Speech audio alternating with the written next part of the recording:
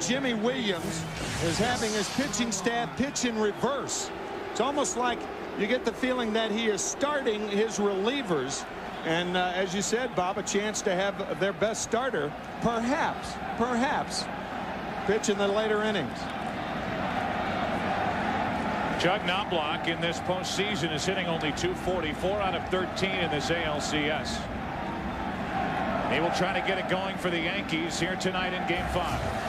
Glad you're with us. First pitch way up and away, ball one. And I want to underline what you said in the open, Bob Brentley. Pay attention to the control for Kent Mercker. No doubt charged up for tonight's start, and control has been a problem lately in Kent's major league career. 2-0. This broadcast also available in Spanish by utilizing the SAP button on your television. Knobloch, Jeter, and O'Neill.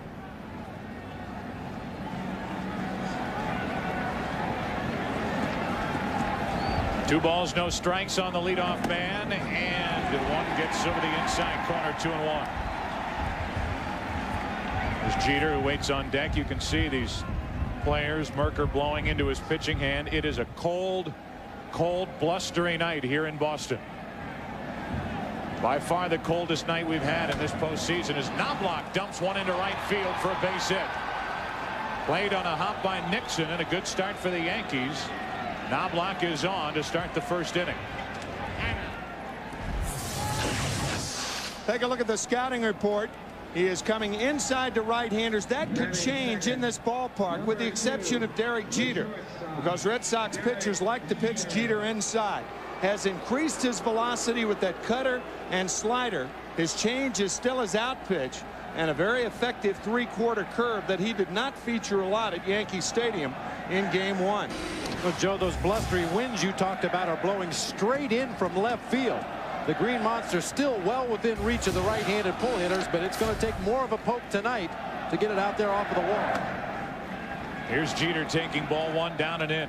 Talked about the hitting streak for Derek, who overall in the postseason is hitting .385, 5 of 15 in this ALCS.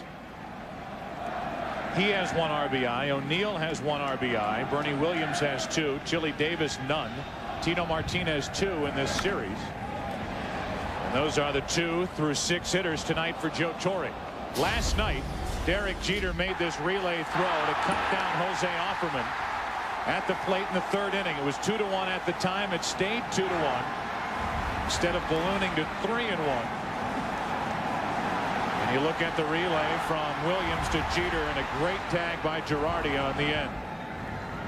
Here's the 1-1. Time call.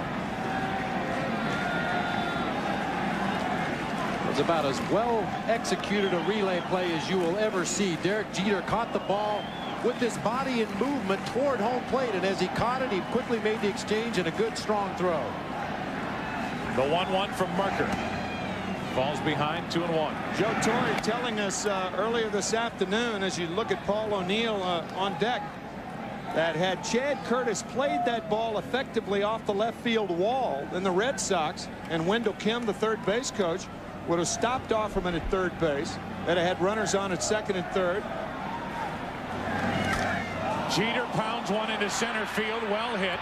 Back is Lewis at the wall, off the top of the camera stand, and gone for a 2-run home run.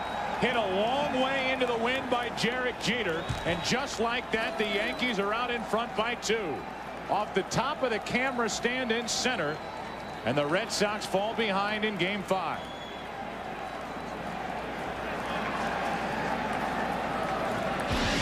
I thought it was very important for the Red Sox to get on top early tonight, try to regain some momentum, but Derek Jeter has taken care of that. Right under the flag that is blowing toward the right field foul line.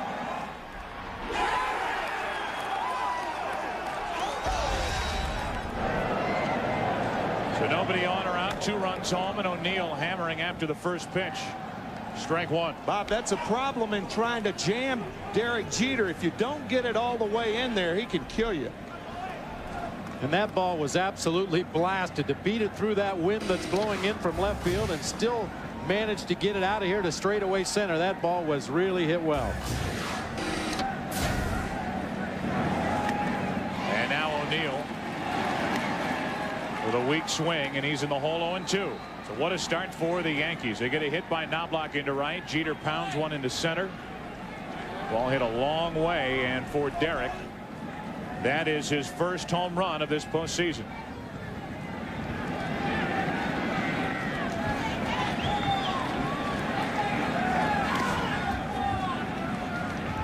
O'Neill takes a ball in the dirt, 1-2. So this crowd trying to charge themselves up after a frustrating night last night. The ugly incident in the 9th inning. Trying to get some sort of energy behind their Red Sox, and Derek Jeter takes them right out of the ball game with a first inning home run. The 1-2. 2 balls, 2 strikes from Merker. And this cold, windy night here at Fenway Park, it'll be tough for the pitchers in the early going to get the grip on the baseball. Their hands will be cold. The balls will feel very slippery. See that wind blowing straight in? And Merker appears to have problems with the grip, especially on that breaking ball. He hasn't come close to the strike zone yet with a breaking ball. He was 0-2 on O'Neill. Now it's 2-2. Orlando El Duque Hernandez with a 2-run cushion here in the first inning. And O'Neill stays alive. Paul O'Neill hitting only .250 in this postseason, but last night in his final 2 at-bats had a couple of hits and looked like for the first time really started to swing the bat well. Despite that broken rib on his right side, as Bryce Flory, a right-hander, gets loose for the Red Sox out in their bullpen.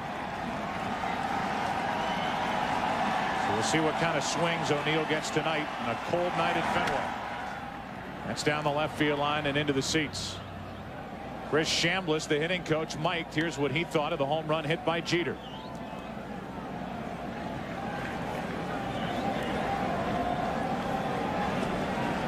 Have it for you in just 1 second. After a single, a home run. Nobody out. 2 balls, 2 strikes. O'Neill waiting. And a foul left side. That ball will get out of play. And here is Chris Chambliss and his thoughts on the home run. Oh, baby. That win. Got the win. Oh, baby. Oh, baby. Woo. Woo. Last night it was yes, baby, and tonight it's oh, baby. And he, like everybody else, maybe the one exception in this ballpark, Derek Jeter, thinking that the wind might grab that and knock it down. It didn't. And now, as the count was 0-2 on O'Neill, it's full at 3 balls, 2 strikes.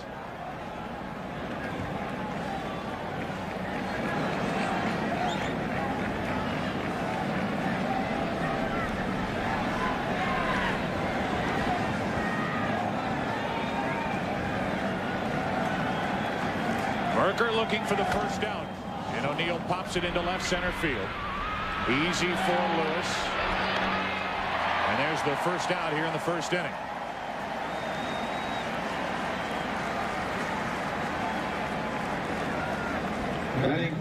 So 1 down, and the cleanup hitter, Bernie Williams, will stand in. Bernie Williams, who this postseason is hitting .333, 5 hits in this ALCS, 1 home run. Switch hitting cleanup hitter for Joe Torre. 1 out, nobody on here in the first inning. 2 runs home for the Yankees, and ball 1 on a changeup. Well, if indeed Kent Merker is going to try to get the Yankees to hit the ball to right center and right field, defensively, they are not playing that way. Darren Lewis is shading over into the gap in left center a little bit. A huge alley in right center field for the Yankee hitters. It's a good fastball from Merker. 1 ball, 1 strike. The New York Yankees, who have won 35 American League pennants, finished off the San Diego Padres 4 in a row last year for their 24th World Championship. Williams fouls it back, and he's in the hole 1-2, trying to get back to the World Series to face either the Atlanta Braves or the New York Mets.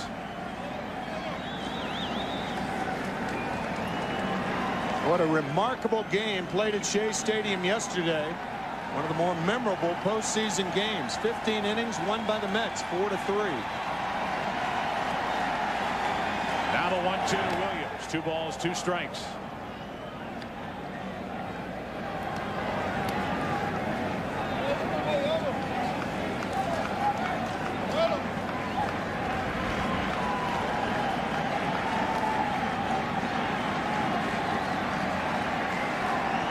O'Neill fly to center, and Williams strikes out on a changeup.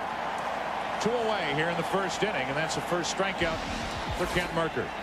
I think Mercker really needs to go to his off-speed pitches with 2 strikes. His fastball is very straight and not overpowering by any stretch of the imagination, but he does have a very good straight changeup that he used right there to strike out Bernie Williams. That's the advantage of Knobloch and Jeter hitting and scoring 2 runs. As the first 2 guys up, they hopped on him before he had a chance to establish his off-speed pitch. So with 2 out, nobody on, here is Chili Davis. Takes a strike. Chili is hitless in this series and only 1 out of 11 in the postseason. Getting the start tonight. Last night it was Darryl Strawberry, the DH, and he homered in his first at bat in the 2nd inning. That's through the left side for a 2-out single. Chili Davis gets his first of this series. And he's on with 2 out here in the first for Tino Martinez. You could just notice a difference during the pregame warm-ups, and for obvious reasons. But these Yankees during batting practice, hopping around out there in a cold night, having fun, messing around with one another. And the Boston Red Sox a little more tight, wondering if somehow, some way they can get this ALCS back to New York and back into the hands of one of the Martinez brothers. But tonight it's Mercker. He's allowed 3 hits here in the first inning. A leadoff single by Knobloch, a 2-run home run by Jeter. And after a 2-out hit by Davis, Tino Martinez takes ball 1.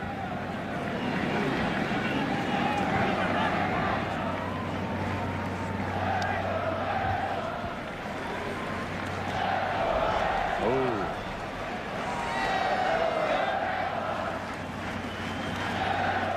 The umpires booed lustily when they were introduced here tonight. As Tino Martinez grounds one the opposite way through the left side, and that's back-to-back hits by Davis and Martinez, and this first inning continues for the Yankees. And they are ready out of the bullpen. The switch hitting Posada coming up. Jimmy Williams might make a pitching change right away with 2 outs in the first inning. Well, you just do not have the luxury facing elimination to allow a starting pitcher to settle in out there on the mound. Mercker is obviously struggling with his control when he does throw a strike. They've been very fat pitches, and the Yankee hitters have been jumping all over him. Get the bullpen ready tonight for the Red Sox. Jorge Posada batted over 300 this year from the right side of the plate. Jimmy Williams electing to leave the left-hander in there, but Posada's strong side is right side. Kent Mercker, we talked to him before this start on what adjustments he would make coming off that start in game 1. I think I need to get ahead a little better. I wasn't falling behind a lot, but too much. I mean, this is a patient club. They're all professional hitters, and anytime, it's not to say they're taking a strike, but I think a lot of them are patient enough they're willing to take a strike, and if you go 1-0, it just works into their hand a little better. Ken has fallen behind 5 of the first 6 Yankee hitters. He was ahead of O'Neill 0-2. He eventually ran the count full 3-2. Otherwise, he's been behind as he is here with Posada. Just what he talked about. He is falling behind with ball 1, and that is a recipe for disaster against this veteran, patient Yankee lineup. Posada has just the 1 hit in the postseason. 1 out of 10. 0 for 6 in this ALCS. 2 on with 2 out. 2-0 Yankees. And a strike hits the outside corner. Chili Davis, the lead runner at second. Tino Martinez on at first. It's Spencer on deck, but if Spencer bats here in the first inning, he will not be facing Ken Mercker. The 1-1. Back to the fastball after the changeup, and Posada's in the hole 1-2.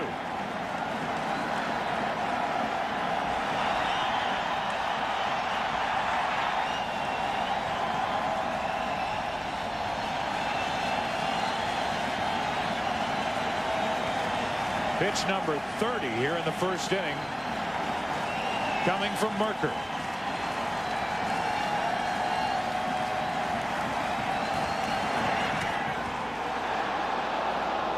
Two and two.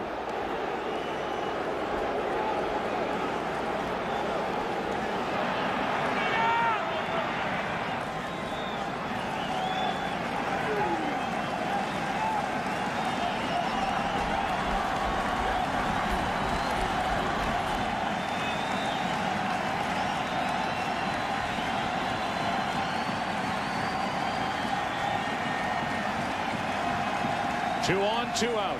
2-0 Yankees. The 2-2 pitch. A full count, and the runners will go.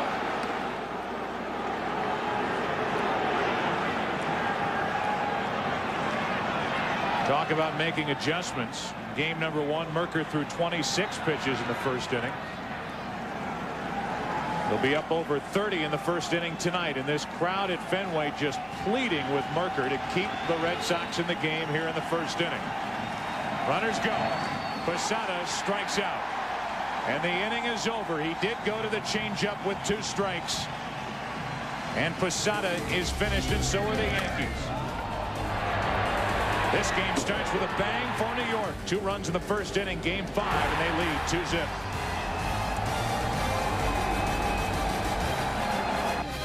A couple of runs of support in the first inning, and a look at the Budweiser starting lineup for the Boston Red Sox. Well, he takes his warm-up tosses. They lead it off with Jose Offerman at second base. John Valentin batting second at third. He's hitting well for the Red Sox this postseason with 4 home runs in the 9 games he's played. Jason Varitek is hitting third, the catcher. Nomar Garciaparra cleans up. Troy O'Leary's in left field with Mike Stanley at first. Brian Dahlbach, the DH.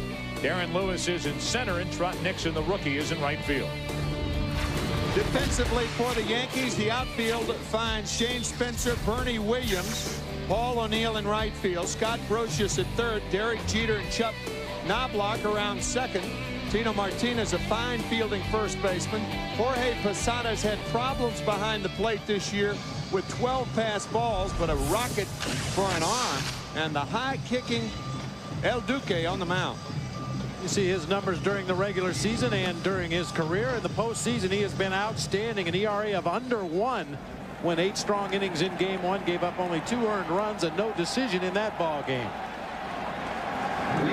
That big high leg kick, he hides the ball from the hitters very well. He'll feature a 4-seam fastball, big curve ball. He throws a lot of flies, and as we mentioned in his last start, any pitch at any arm angle in any count.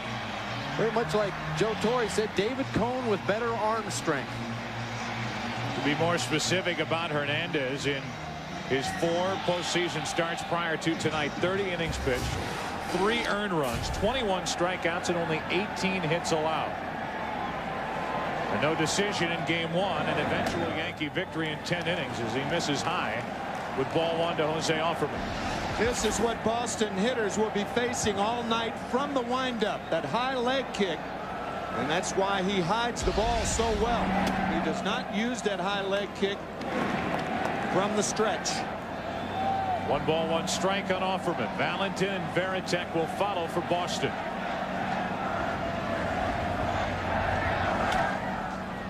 That's to the left side and out of play for strike 2.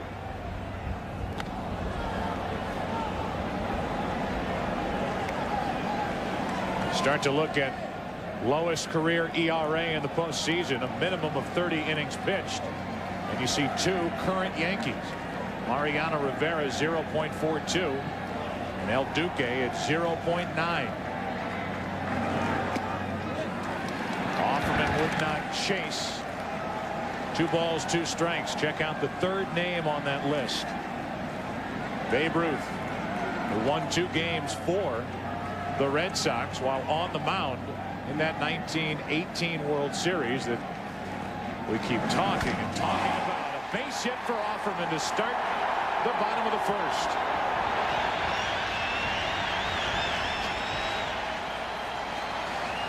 Now hitting over 500 in this series against the Yankees. The Red Sox scored 3 runs in the first 2 innings against Orlando Hernandez in Game 1. And then they did not have but 3 base runners over the last 6 innings. Hernandez working 8 innings, giving up only 3 runs, and 1 of which was earned. Now Valentin, who is 6 out of 18 in this series.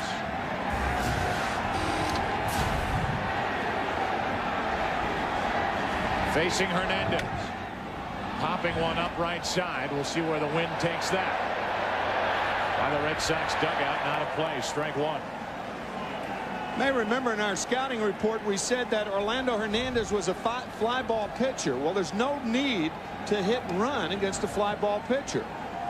It was one of the essential elements of hitting and running against a pitcher is a guy who keeps the ball down. You want ground balls, line drives and ground balls. He doesn't throw that many ground balls.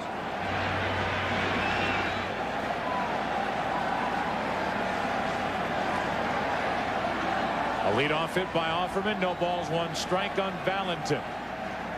Varitek on deck. 1 ball, 1 strike.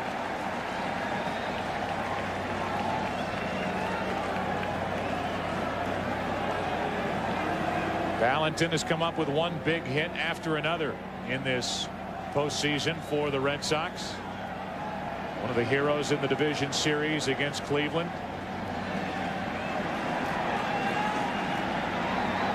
Batting with Offerman at first, nobody out. And now up on the count, 2 balls and a strike.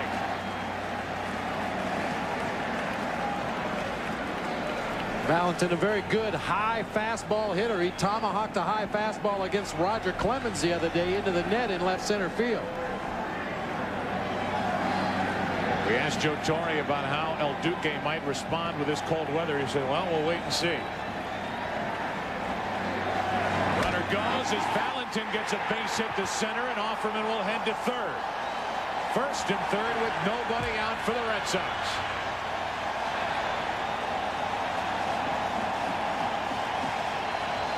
Bob, you were exactly right saying Valentin a high fastball hitter, and that's what he gets. Posada sitting inside. A bell-tied fastball over the middle of the plate, scorched to center field.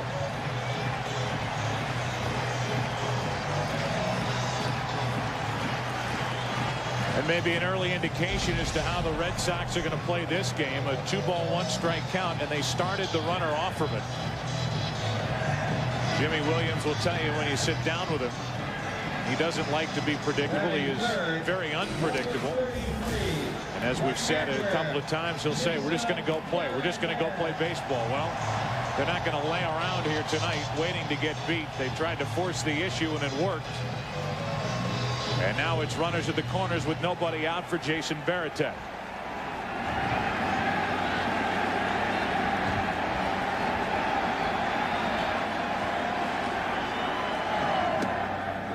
And a strike from El Duque. This Red Sox team offensively has very little speed, with the exception of Offerman at the top of the order and Lewis in the 8th spot. So if Jimmy Williams is going to try to generate some offense tonight, those are the 2 guys to look for if they get on base to attempt stolen bases.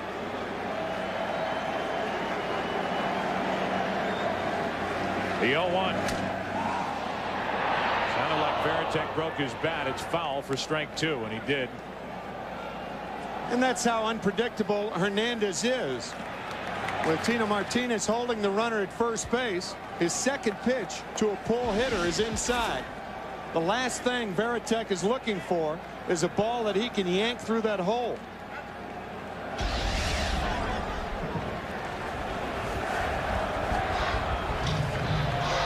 As we did in Game 5 of the division series, we will no doubt track the location of Pedro Martinez as we work our way through this Game 5 in the ALCS. Scheduled at this point to work a Game 7 if there is one. First and third, nobody out. And the 0-2 pitch to Varitek. We'll keep Jason up there and keep the count 0-2.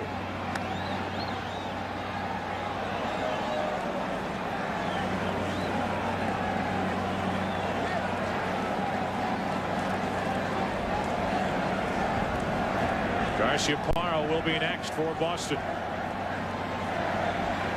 The Yankees got 2 in the first. The Red Sox trying to answer.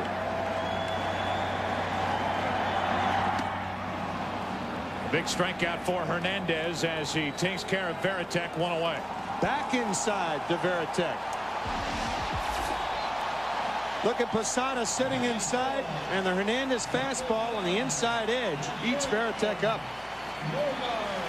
And when you see a hitter lose his back foot, like Varitek did right there, kind of had to pull the left foot back a little further to try to get to that inside pitch. That means a guy has made a darn good pitch. And after the Yankees all-star and drawing card shortstop went deep in the top of the first inning, Nomar Garciaparra bats. The Red Sox answer to Derek Jeter here in the bottom of the first. 2 on, 1 out. Ball 1 from Hernandez.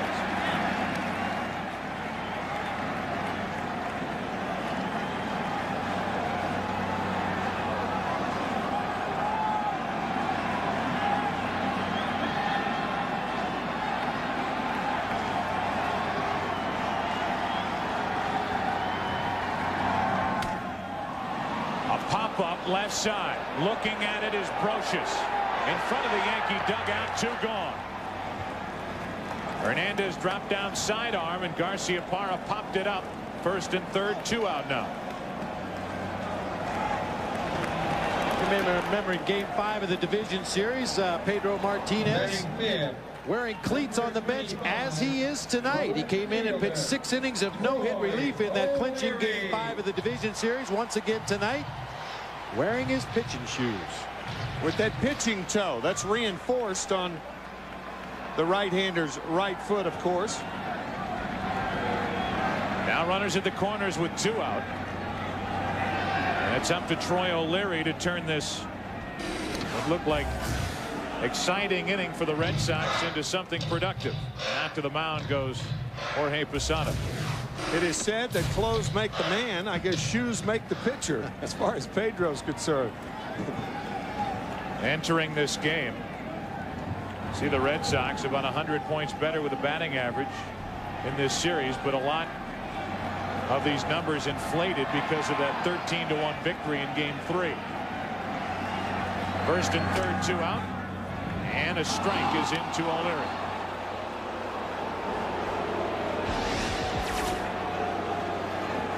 The fans react to that pitch up around the belt.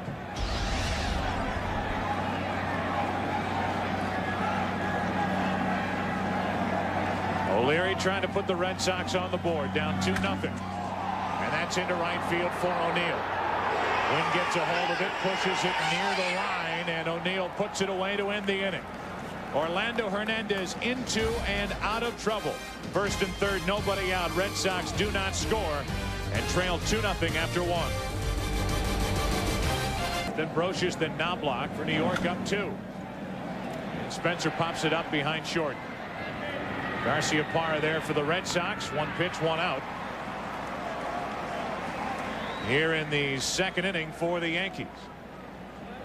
We've been showing you a lot of Fenway Park, ballpark that's been here since 1912. And this is an animation of what they hope to be a new Fenway Park here in Boston. They were originally shooting for an opening day date in the year 2003, but that is looking less and less likely as they have a lot of question marks surrounding the funding for it, as Brocious tries to bunt his way on, and Valentin just took a hit away from the Yankee third baseman. 2 up, 2 down.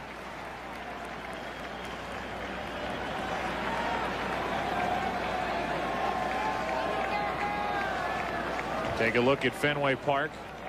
It would leave that green monster, the wall, standing out there in left field, and incorporate it into a shopping area around here.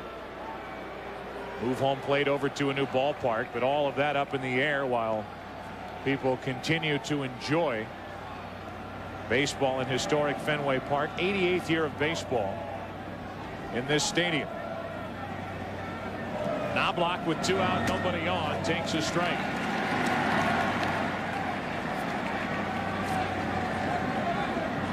Chuck singled in the first inning. A little blooper into right, and then Derek Jeter pounded the home run into center against Kent Mercker. Much better start to this inning for the Boston left-hander.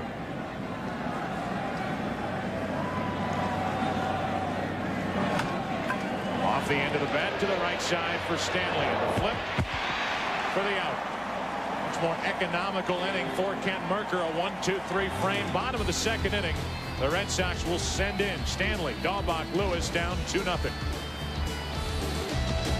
On a cold night at Fenway, a 2-0 Yankee lead. Number 24. And Mike Stanley, the former Yankee, will lead it off. It'll be Stanley, Dahlbach, and Darren Lewis for the Red Sox, who trailed 3-1 and 2-0 here in Game 5. Queen is here. What the world is that? Long live the Queen. First pitch to Stanley. He's over the inside corner. A good fastball from Hernandez. Strike 1. Stanley at 281 during the regular season. Had 19 home runs. Came on late. Really finished strong. Having a good postseason as he takes it inside. 1 ball, 1 strike.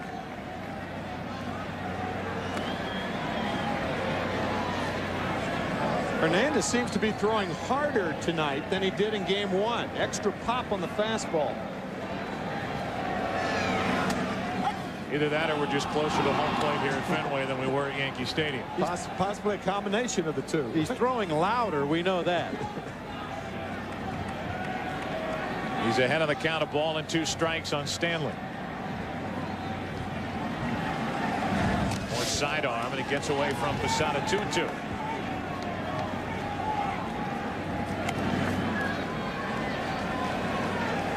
This Red Sox crowd just waiting for a chance to erupt.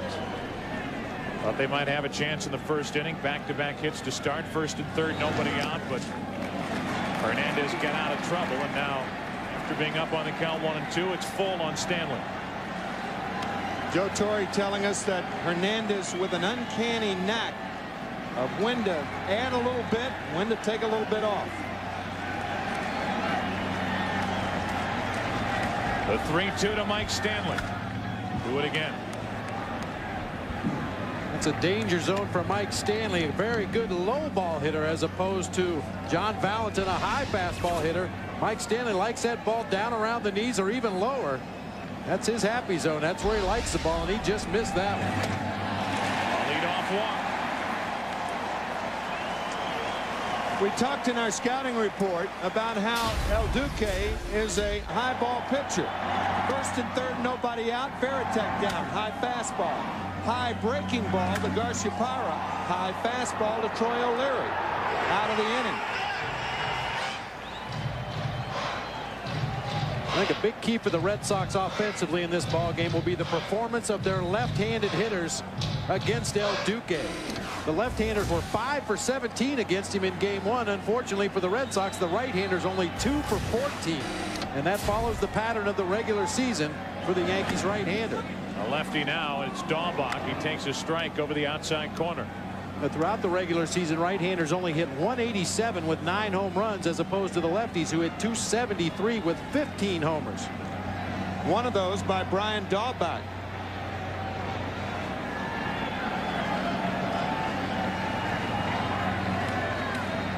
A leadoff walk. Stanley's on at first, and Dahlbach out of the way of ball 1.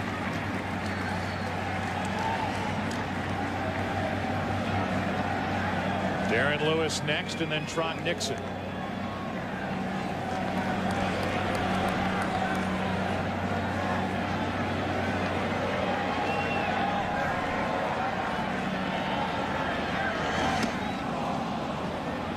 .2-mile-per-hour pitch from Hernandez, and now he's up on the count with Dahlbach 1-2.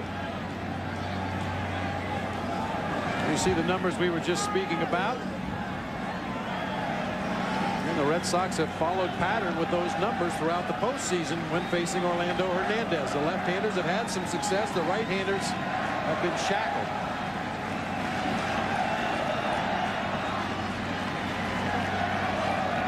A 1-2 pitch. That's backing out of play.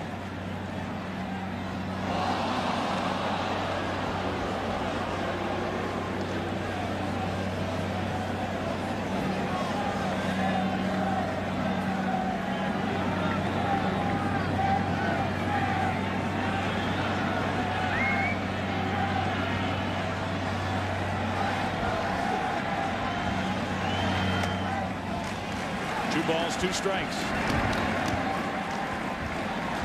You look back to the ALCS of 1986. The Boston Red Sox were down 3-1 to the California Angels.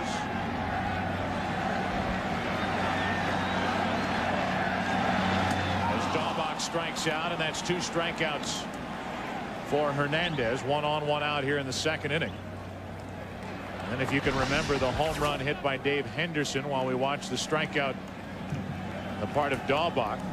In a 2-2 pitch off Donnie Moore, a 2-run home run. In the 9th inning, later a sacrifice fly in the 11th inning to give the Red Sox the victory. They won the next 2 games, only to set up the ultimate frustration in the 1986 World Series. Jim Rice a part of that. Darren Lewis at the plate. 1 on, 1 out. And the bunt. Brocious, a barehanded pickup. Nice play. 2 out. No third baseman in the American League makes the barehanded pickup better than Scott Brocious. Scott actually had time to glove this ball, make the transfer, and throw him out. He elected to barehand it and had Darren Lewis by about 5 steps. I would imagine Lewis will get credit for a sacrifice, but clearly going for a base hit there. Fine play by Brocious. Then you can see he had his hand wide open as he picked up the ball and then switched to the throwing grip as he took that extra step and got himself in a position to throw that sidearm toss over onto Tino Martinez. They are not crediting Lewis with a sacrifice, so it's a 5-3 ground out. Stanley's now down at 2nd with 2 away, and here's Trot Nixon, the number 9 hitter in the lineup for the Red Sox. Big swing, strike 1. Clearly bunting for a base hit, but often you see that play scored a sacrifice. Nixon not involved in Game 4 here last night. The Yankees sent the left-hander Andy Pettitte to the mound, who was terrific yet again in this postseason for New York. Tying run at the plate for Boston here in the 2nd, and Nixon takes ball 1. Story with Trot Nixon started this season 2 out of 33. Jimmy Williams did not bury him on the Red Sox bench. Stayed with him and eventually fought his way out of it in 2-7. 15 home runs. The 1-1 pitch. 2 balls and a strike. Clearly Hernandez is trying to establish himself inside the left-handed batters. He did that to Dahlbach and then took something off of that pitch on the outside corner. It's not the pitch, it's how you get there, and he is trying to get there with left-handers with that fastball up and in. Too far up, and a 3-ball 1-strike count with a red-hot Jose Offerman waiting on deck. Joe Torre talking to us about the relationship. Jorge Posada and Orlando Hernandez. He said the two will yell at each other the entire game. In Spanish. They're always going back and forth and shouting at each other, upset with each other. The minute the game's over, they're headed out the door ready to go to dinner together. This has been the combination for Hernandez. El Duque has worked with Posada all year behind the plate. The 3-1 on the outside corner. According to the home plate umpire Dale Scott, it's a full count. 3-1, a good hitter's count. You're looking for a fastball, and Hernandez puts it in absolutely a perfect spot, right on the outside corner at the knees.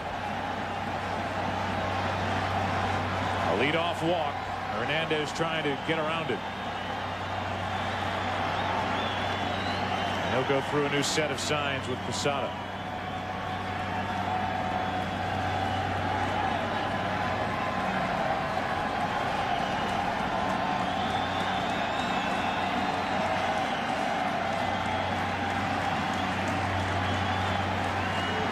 With 3-2. Game 2 back at Yankee Stadium. The Red Sox, who lost the ball game 3-2, would strand 13 runners on. Were 1 for 12 with runners in scoring position. They broke out of it in game 3 with that 13-1 victory, and then here last night had only 2 runs on 10 hits. Lost a man at the plate. Hit into 3 double plays. And they have yet another base runner here early. A walk, second of the inning, handed out by Hernandez. It's 2 on with 2 out for the Red Sox, who have already stranded 2.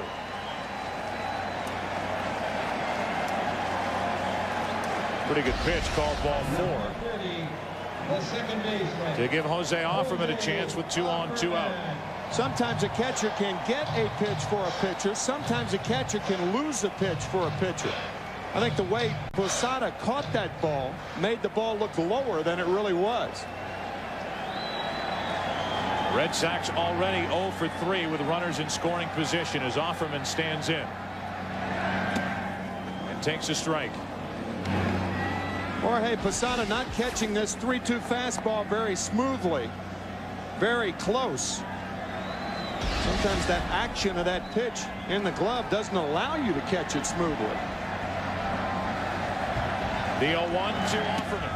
1 ball, 1 strike.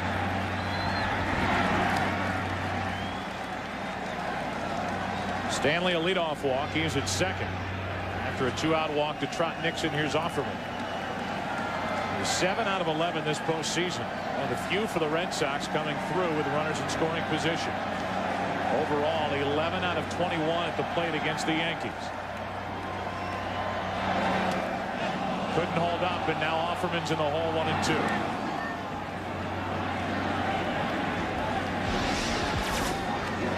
Off-speed pitch down low and away from the left-handed hitter. Looked like the straight changeup. Offerman just couldn't hold that bat back.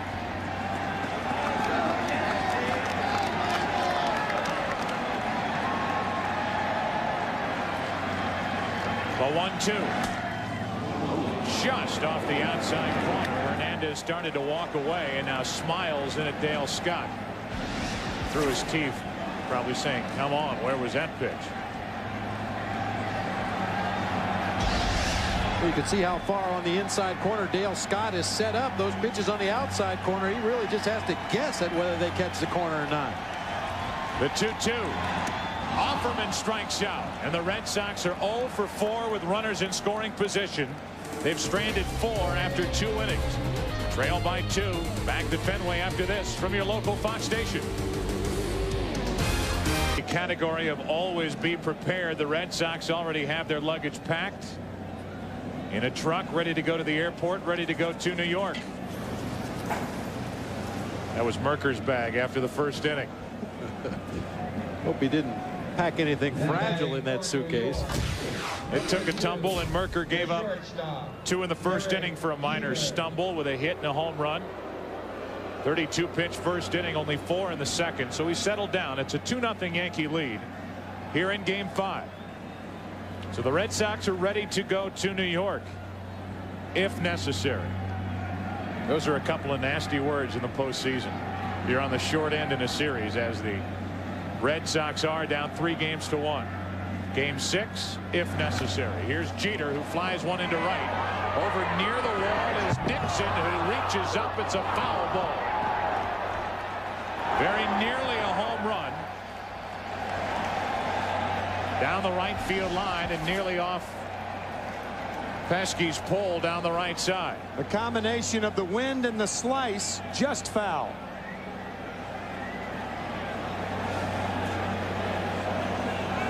Trot Nixon is jump Nixon on that one. Ball might be renamed Derek Blank Jeter's pole, as they used to call Bucky Blank Dent. And Mr. Dent is actually in the crowd here tonight, watching this one as the Red Sox watch Merker bring it home on 0-1, and it's up high, 1 ball, 1 strike. We go back to the first inning. Derek Jeter did that to Ken Merker and the Red Sox. And you can hear that thud. That was the ball hitting the top of the camera stand out in center. As he's out in front here on a changeup and pops it up to the right side. Stanley puts it away, 1 out.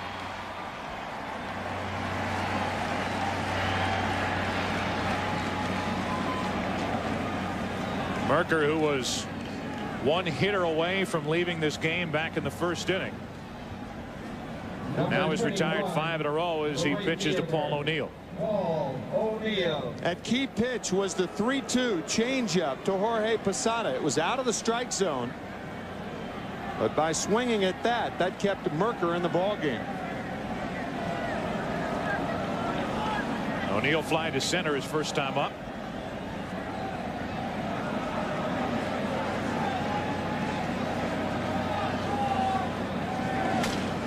Breaks his bat and floats one into center here for a hit.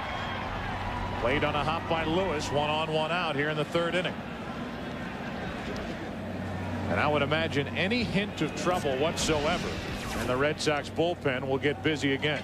Now we know that Bryce Flory was working in the first inning, is probably very loose at this point. Would take just a few pitches to get him ready to come into the ball game.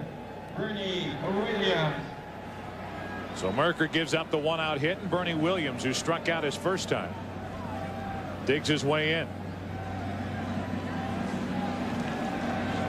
Mentioned the heart of the order for the Yankees with few RBIs. O'Neill with only 1 in this series. Williams with 2, including that game-winning home run leading off the bottom of the 10th inning in Game 1 against Rod Beck.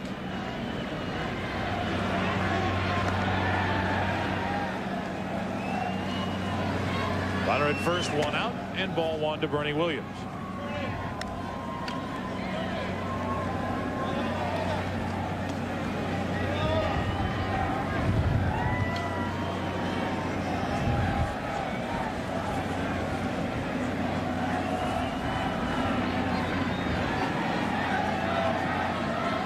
Merker behind on the count.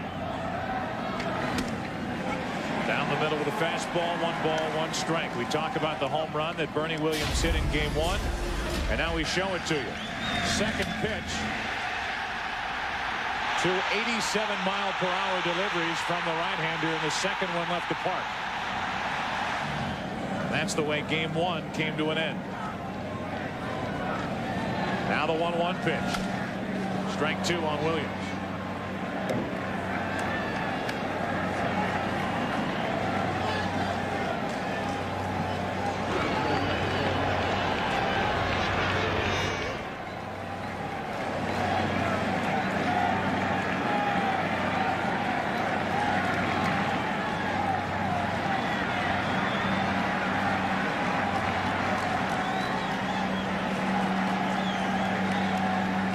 With his 1-2 pitch, 2 balls, 2 strikes. Ken Merker colliding with Wilton Veras, the fine young third baseman of the Red Sox, in foul territory on September 6th, injuring the right side, that rib cage. That is healed now. And Ken actually throwing harder this year than the last couple of years. Up to 91, 92. Change up, and Williams out in front pops it up. Garciaparra puts it away, 2 down. We go back to the new ballpark in Seattle. September 6th. Safeco Wilton Veras is put together. He said, I knew in St. Louis when I pitched for the Cardinals I didn't do this down the first base line with McGuire running. And he knows better now than to bang bodies with Wilton Veras.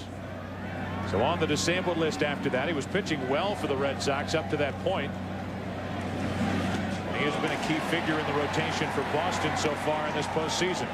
Changeup for a strike to Chili Davis. Now when you add 3 or 4 miles an hour to that fastball, it makes the changeup that much more effective. much more disparity between the two pitches. And we talked about Merker's fastball earlier. It's very straight, not much movement, not much sink on it at all. He really needs to spot that pitch well, throw his off-speed pitches around the strike zone. A fastball in the middle of the strike zone is going to get him hurt in this ball game.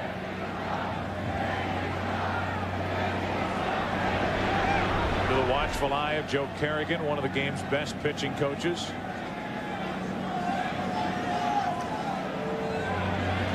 O'Neill with a hit with 1 out. He's on at first now with 2 down. It's 2-1 on Chili Davis.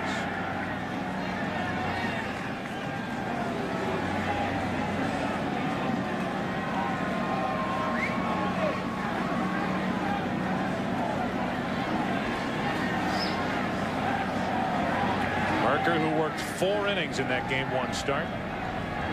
Senator Kennedy watching.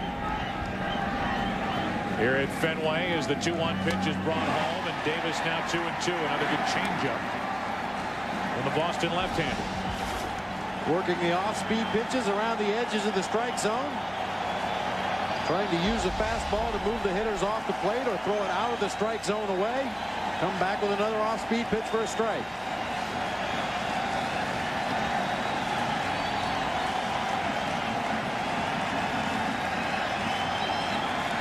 One on, 2 out, 2-0 Yankees. O'Neill is running and Davis strikes out. Back-to-back changeups and Merker strikes out his 3rd hitter of the night.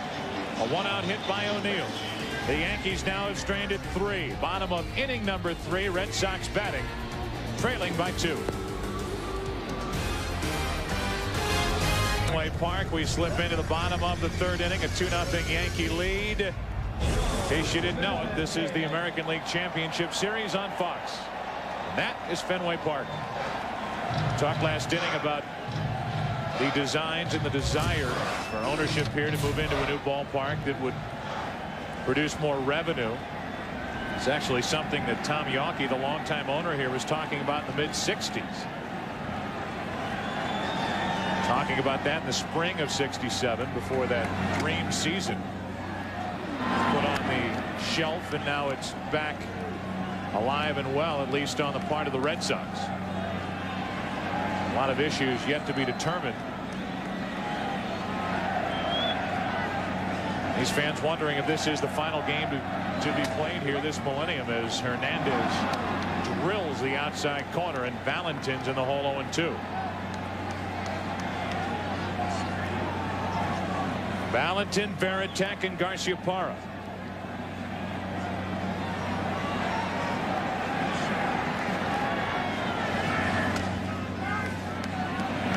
John Valentin, who played collegiately at Seton Hall with Craig Biggio and Mo Vaughn.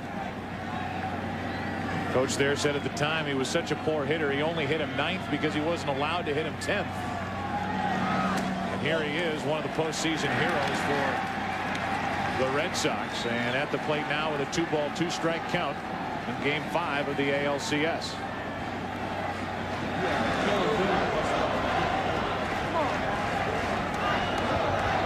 The 2-2. Valentin hits one that slices to O'Neill and right. Made a bid for a drive into the gap in right center, but it sliced to Paul O'Neill. Valentin's 1 for 2. That's why, particularly in this ballpark, you can afford to play the center fielder a little to the left side of second base and play your right fielder straight away. Because a guy like Valentin, when he hits a ball to right field, the ball will come back to him. And that's what that ball did to Paul O'Neill.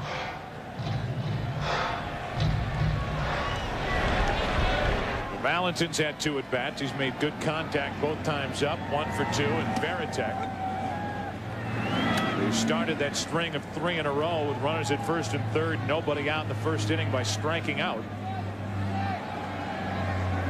Took a look at strike 1. Now ball 1. This is a very difficult park because of its configurations to play the outfield straight away on a consistent basis. Usually the center fielder has to lean to right center, lean to left center. Much more than in cookie cutter ballparks where the dimensions are normal. That's ripped out of here, foul. Count now 1-2 on Varitek. A lot of room in right center and straightaway right field as well as center field. Of course, the green monster in left. The center fielder has to be aware of a carom, as Bernie Williams was last night in the ball game.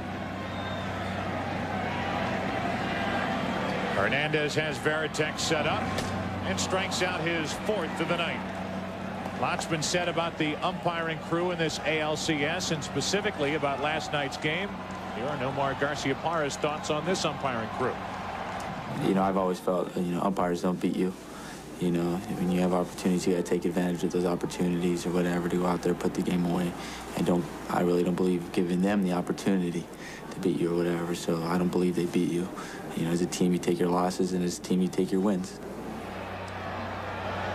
And now Nomar bats with 2 out, nobody on here in the 3rd inning. Ball 1. There's the man in question from last night, Tim Toshida, the umpire over at first.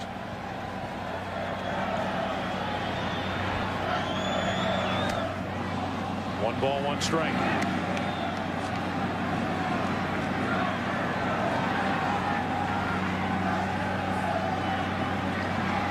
Nomar Garciaparra giving the proper answer to that question. But I think deep down, all of these Red Sox and obviously their fans were deflated by that missed call in the field in the 8th inning here last night, especially with Garciaparra waiting to hit next, as you pointed out. And then the game just totally unraveled in the 9th inning. 2 balls, 2 strikes, and Garciaparra.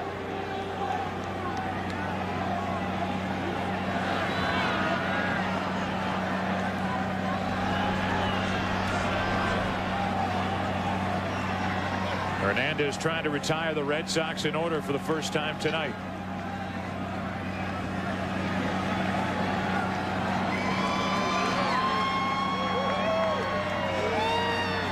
He's done that 4 times this postseason. But here he strikes out. Back-to-back strikeouts for Hernandez. 5 on the night. And we slip into the 4th inning of Game 5. Yankees up 3-1, leading 2-0. Kent Mercker goes back to work in the top of the 4th inning here tonight before Game 5. The Red Sox brought Julia Ruth Stephen Webby, one of the 2 daughters of Babe Ruth. She threw out the ceremonial first pitch. Said she wanted to be here, be a part of this championship series to wind down 1999. And there's a picture. Julia Ruth Stevens on your right. Dorothy Ruth on your left in a photo taken in 1930. Their father, Babe Ruth. Mercker hits the outside corner for a strike to start Tino Martinez here in the 4th inning.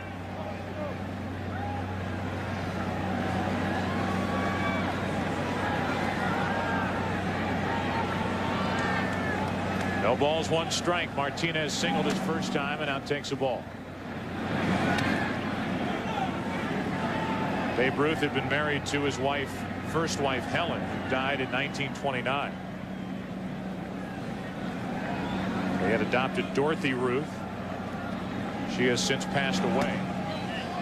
And Babe Ruth married Claire, his second wife. She brought with her to the marriage Julia Ruth Stevens. At the age of 82, throughout the ceremonial first pitch, and we hope we'll join Steve Lyons in a moment. 2 balls and a strike, and Tino Martinez now with a count even 2-2.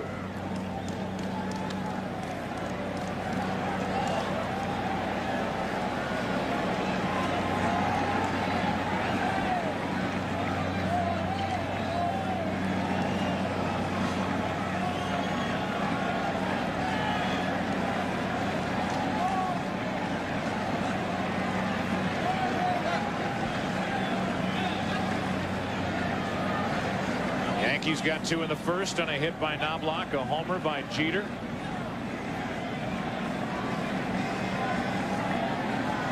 The 2-2 pitch.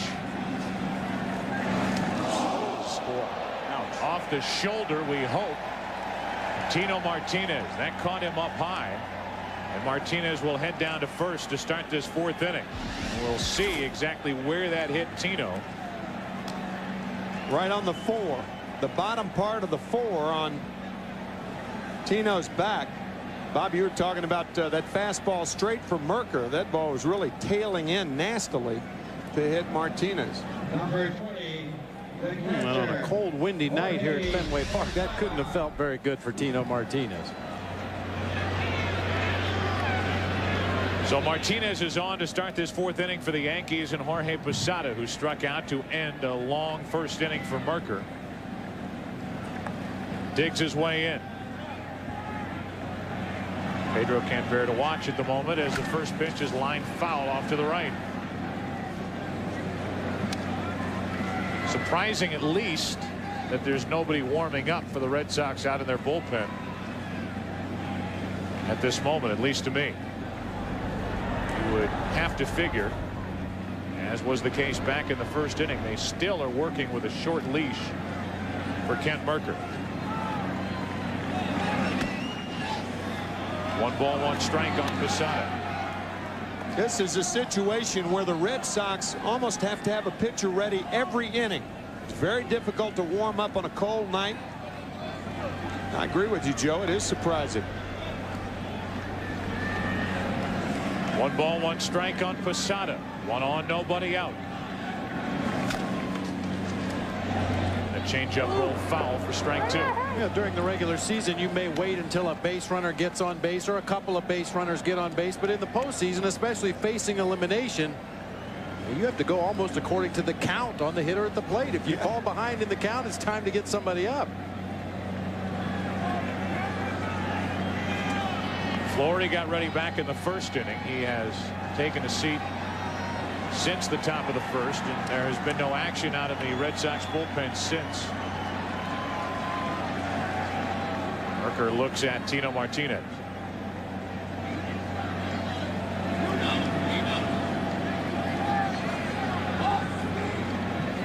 Add to that the fact that you have 2 right-handed batters coming up, Spencer and Brocious, to finish out the lineup for the Yankees. And then back to the top of the order, 2 more right-handers.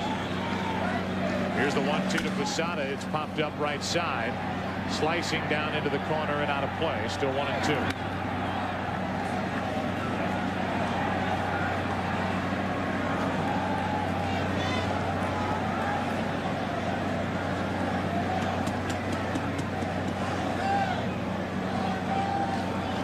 Just a 2-0 Yankee lead.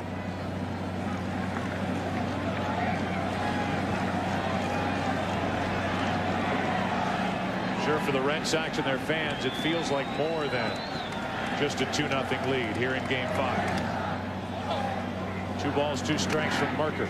You can see Tino Martinez, as he took his lead off first base, pulling that right shoulder around, trying to stretch that muscle in his upper back where he was hit by the pitch. He knows what that feels like when he got drilled by Armando Benitez last year while Benitez was with the Orioles. Now Benitez, such a big part of the Mets bullpen for Bobby Valentine. The 2-2 pitch is low and away. 3 balls, 2 strikes. Posada's first trip to the plate, a 3-2 changeup. Be interesting to see whether he gets that pitch again, and also whether Tino Martinez is running right here. When you have a lead, you're more inclined to turn the runners loose. Thinking along those same lines, the Red Sox throw over.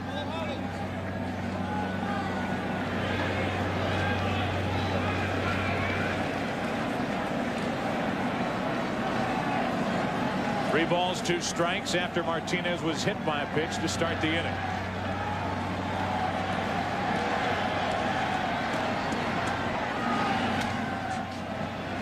That's foul off to the right side, and the wind will blow that out of play. Looked like another 3-2 changeup. It was. Keep talking about the wind. Take a look at the weather here tonight. Wind chill 26 degrees at Fenway. The wind at 19 miles per hour, blowing left to right. Clear and cold is the forecast here in Boston. Again, the 3-2 pitch, and standing throw to first, and Martinez is picked off.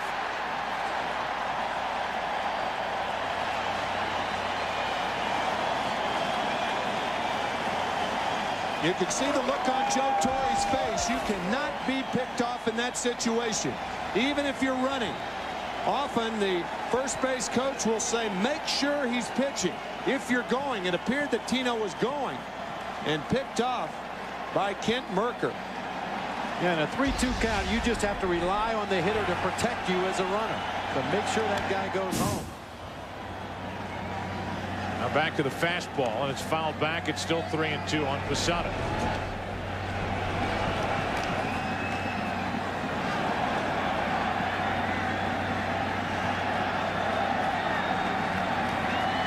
Pickoffs and a balk.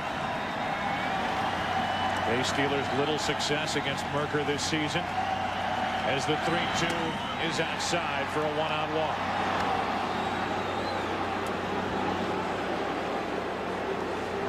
So 1 on, 1 out. And let's go down to Steve Lyons. Steve? All right, Joe, thank you very much. I am sitting with the daughter of the Babe, and it's Julia. I wanted to ask you a question about the curse of the Bambino. A lot of people believe in that, but I don't think you do. No, I don't really believe in it, because I know that my father would never have wished anything like that for any team, because that would be bad for baseball. And there was nothing he loved more than baseball. So, no, I don't really believe in the curse. Julia, at one point, did you realize the impact that your father had on this game and his place in history? Actually, I don't think that I realized his impact on history until maybe about 15 or 20 years ago. When he was playing, I'd go and watch him play, and I'd always cheer for him and everything, but that did not make as much of an impact on me as his being my father. I thought of him as my dad at home and the things we'd do together. So that's the way I mostly remember him. It's only been recently that I have realized that you can't mention baseball and not mention Babe Ruth. You certainly can. Julia Ruth Stevens, thank you very much. Joe, the joke in the 600 Club is that she actually threw out that first pitch better than some of the ball players out there on the field. Let's go back to you guys. All right, Steve, thank you. Well, Julia Ruth Stevens, 82 years old, looks terrific. And nice to have her with us here tonight at Fenway Park as Shane Spencer takes one down and in, and now is up on the count, 2 balls and a strike.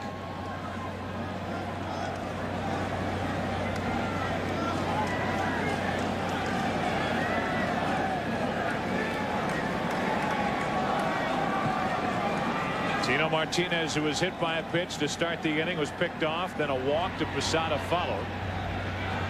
It's now Mercker keeping an eye on Posada over at first before the 2-1 pitch to Spencer.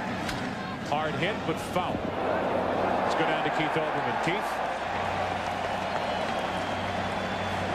Joe, quick update just on Tino Martinez, who was the subject of concern on the Yankee bench. He's assured assistant trainer Steve Donahue that he's fine, but Donahue was sitting with him since he took that ball in the area just below the neck, really. And they're just double checking, making sure he is coherent. Back to you. All right. Thank you, Keith. The 2-2 pitch, full count. Thoughts of getting hit by a pitch. Sure, not even on the mind right now of Tino Martinez. Disappointed he was picked off for the first out of this inning. Pitch number 70 will be a 3-2 delivery to Shane Spencer with a runner at first. Posada 1 out. And a line drive into left field. O'Leary right there. 2 down. A loud second out here in the top of the 4th inning. A lot of times hitters will try to adjust to a straight changeup by slowing down the bat. That's when a pitcher knows that he has him. Instead of waiting back and swinging normally, watch the hands and body come forward. And that changeup changed the bat speed of Shane Spencer. Hit it fairly well, but not a lot of punch behind it. Now with 2 out, Brocious takes a strike over the outside corner. The Red Sox in the bottom of this 4th inning will have O'Leary, Stanley, and Daubach. If anybody gets on, the number 8 hitter Lewis. Merker trying to keep it a 2-run game. 1 ball, 1 strike.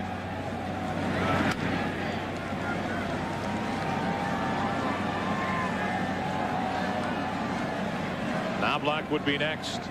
He singled and scored back in the 1st inning.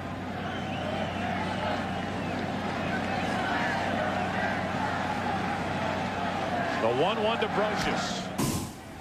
Strike 2.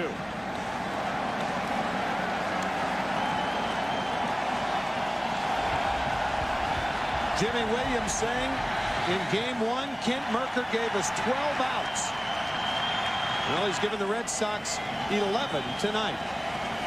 He also gave 2 hits to Brocious, a 2-run homer and a triple. Tonight, Brocious is grounded out once and waits for the 1-2 pitch. 2-2.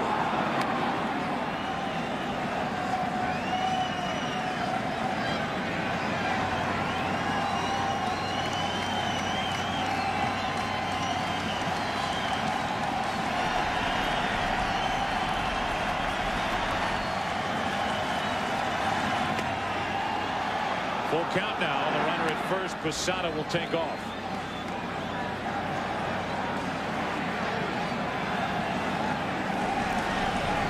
Mike Stanley, the first baseman, will now swing around and play right behind Jorge Posada over there at first base, giving himself a little more range coming off the bag.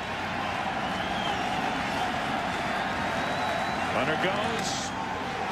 And the second walk of the inning puts 2 on with 2 out. And again, I ask you, with Knobloch coming up and Jeter to follow, why is there no one warming up for the Red Sox in their bullpen? Ask and you shall receive, Joseph. Joe Kerrigan goes out, and he's already been on the horn. Tell John Cumberland, the bullpen coach, get somebody up. And it looks like Derek Lowe. Yeah, there were bodies stirring around down there. We saw a couple of guys moving around, doing some windmills with their arms. Starting to get the blood flowing a little bit in anticipation that that phone may ring. So the meeting continues on the mound. And we remind you that tomorrow it's game 6 of the National League Championship Series. The Mets and the Braves from Atlanta on NBC at 8 o'clock Eastern Time. And then on Wednesday at 4 p.m. Eastern, regardless of what happens in game 6 of the NLCS, we will bring you game 6 if necessary from Yankee Stadium. And you saw Derek Lowe, the Boston Red Sox right-hander, warming up with 2 baseballs. I'd never seen that before this season. Derek Lowe had 1 ball in his throwing hand, 1 ball in the glove. As soon as he let 1 go, he would get ready to throw the next one, get ready in a hurry. 2 on, 2 out. Knobloch takes a strike from Merker, who has been 3 and 2 in each of the last 3 hitters. A 77 pitch night to this point from Merker. Yankees leading 2-0 4th inning. Game 5 up 3 games to 1. And quickly an 0-2 count on Knobloch.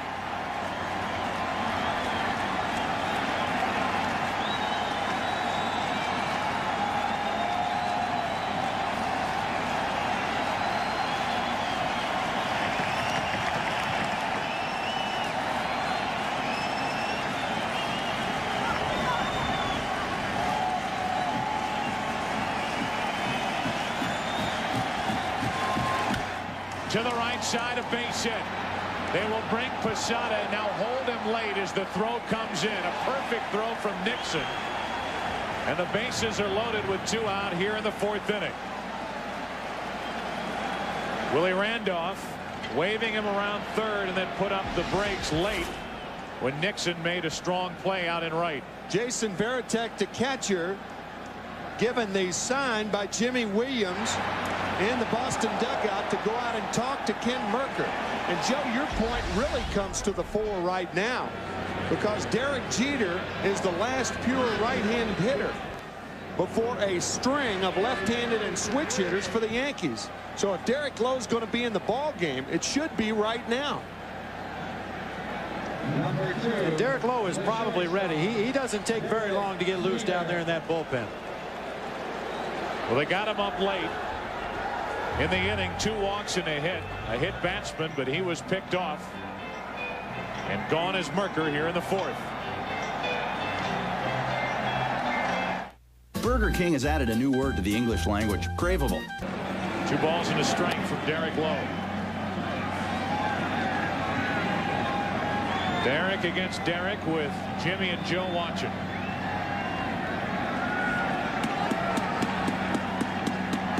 Game 5 of this ALCS.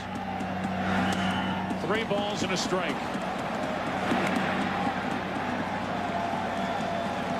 Good hitters count, but I wouldn't be surprised to see Jeter take another pitch right here. Even if the count goes full, he'd have the advantage of all the runners on the move on the full count pitch.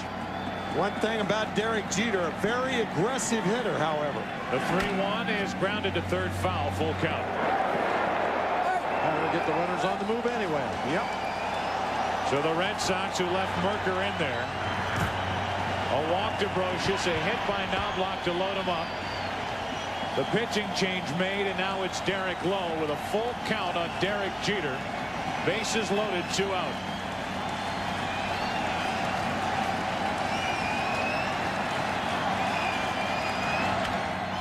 Jammed and a ground ball to third. Valentin steps on in the inning, and the rally over. Derek Lowe out of the bullpen to do the job for the Red Sox, who still trail by 2. Overhead. One of America's most enduring corporate images, the Goodyear blimp, is floating, providing aerial views for tonight's game. The Spirit of Akron is one of 7 airships in the Goodyear blimp fleet. Goodyear now has 2 blimps in Europe, 1 in South America, 1 in Australia, and 3 here in the United States. Bottom of the 4th inning, and the Red Sox down by a couple here in Game 5. Will send in O'Leary, Stanley, and Dahlbach. New on our broadcast, a blimp geography quiz. That's right. If I'd have known there was going to be a test, I'd have paid more attention yesterday. You don't even listen to that anymore, do you? First pitch to O'Leary. Missing from Hernandez. Orlando settled down last inning, retired the Red Sox in order. Went through Valentin, Veritek, and Garciaparra. Got into and out of trouble in the first. Got away with 2 walks in the second.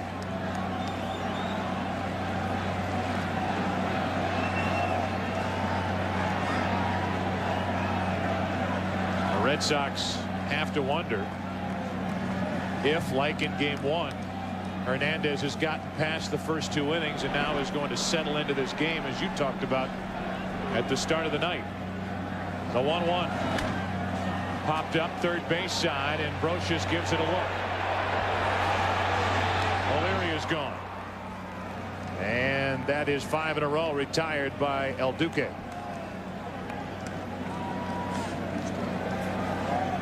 Number 24, the first baseman, Mike Stanley. Here's Stanley, who drew a walk his first time up.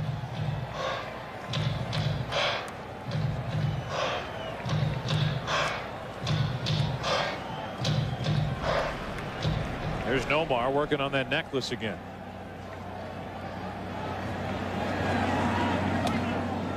Ball 1 from Hernandez.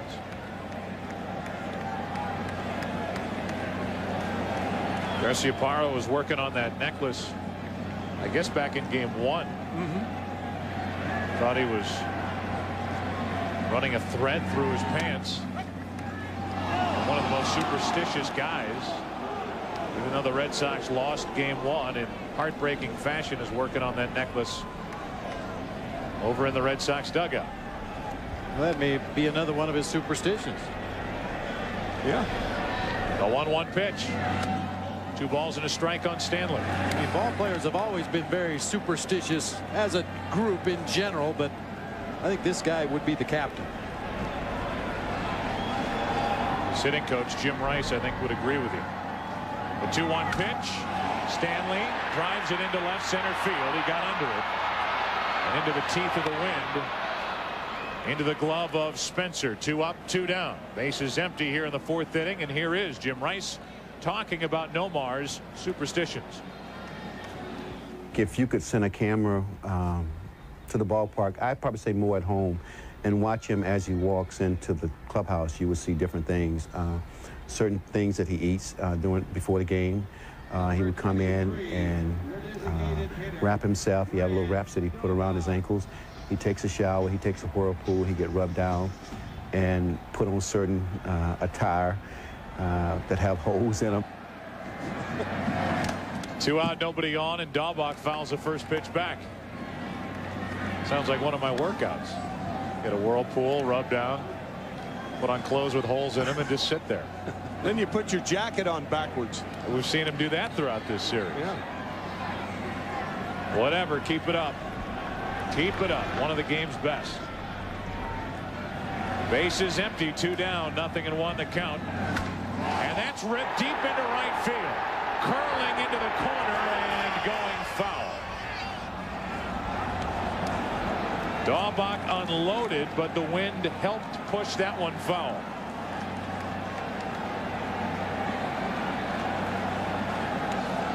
We go back to game 3, and Dahlbach drove one down that right side and stayed fair. That was against Arabu. Now the wind was blowing the other direction in game 3. The wind was blowing out to left field and actually helped keep that home run ball fair. Worked against him tonight. Now he's driven off the plate by a pitch up and in from Hernandez. 1-2.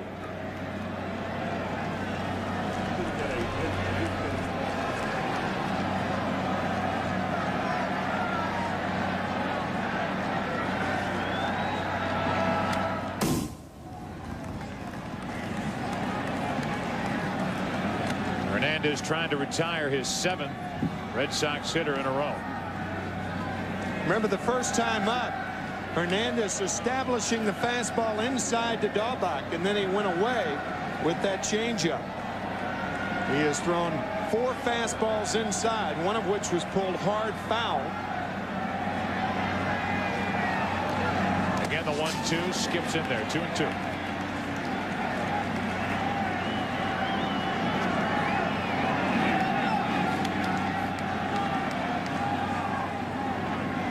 Dahlbach, a good low ball hitter, and like most good low ball hitters, they're better off speed hitters. Low ball hitters, generally speaking, have slower bats than high ball hitters. That reason they wait a lot longer.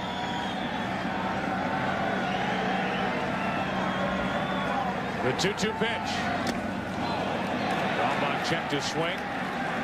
Full count with Darren Lewis next.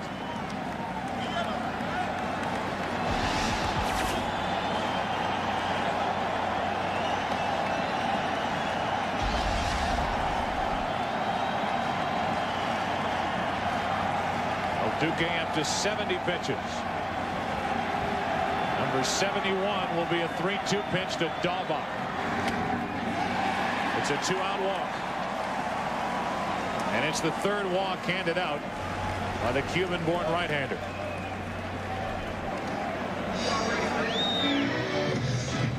So this 4th inning continues, and Darren Lewis will be the hitter. Prior to that 3-2 pitch, Orlando Hernandez was yelling in at the home plate area, and you can only guess that he was yelling at Jorge Posada, something we talked about earlier. Their relationship combative at times during the game. And Posada just went out to talk to Hernandez after that 2-out walk to Dahlbach. You don't have to get along with a pitcher to be successful with him. Lewis is 0 for 1, trying to bunt his way on, and Roche just made a good play. Back in the 2nd inning, takes a strike.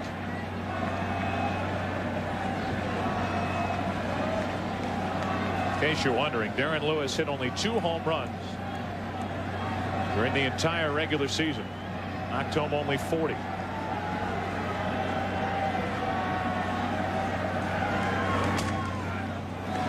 One ball, one strike.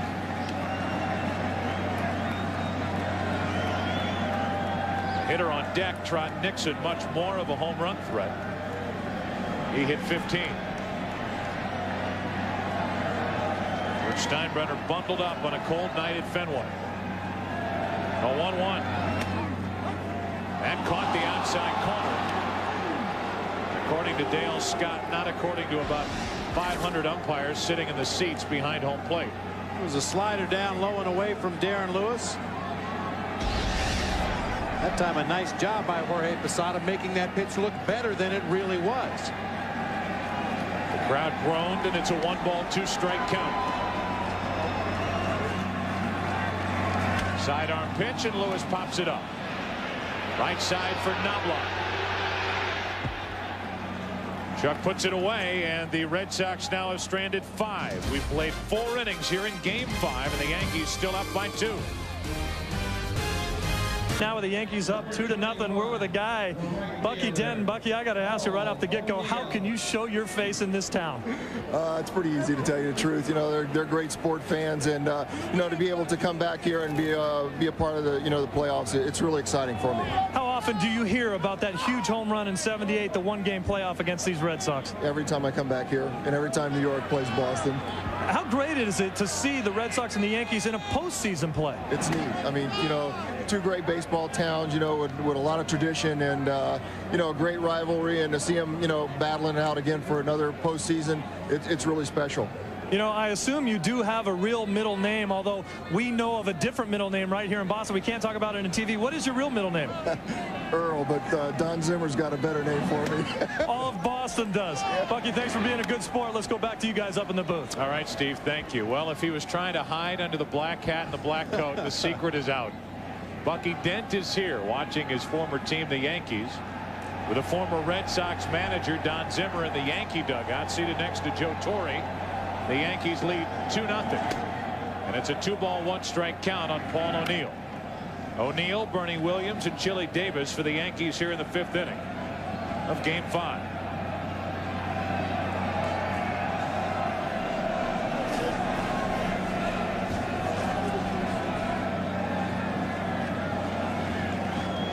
Don Zimmer in the category of, if you can't beat him, join him. And a ground ball up the middle. Garciaparra to his left. One way. O'Neill is gone. We take you back to October 2nd, 1978. In case you wonder what Don Zimmer looked like in 1978. The same. It's the same guy.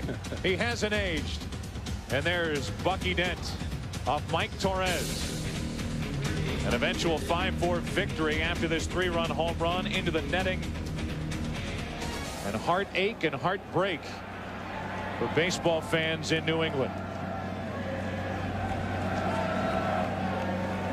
2 of the major players in that season, in that specific moment. With a big 14-plus game lead blown in August by the Boston Red Sox, who had to win their final 8 just to force the 1-game playoff, and then losing in that fashion. The reason why it was so shocking, of all people, for Bucky Dent, choked way up on the bat to hit the home run to beat him. 2 balls, no strikes on Bernie Williams. Also in the shadows that afternoon, you may have noticed, very dark around home plate. The pitcher was standing in the bright sunlight.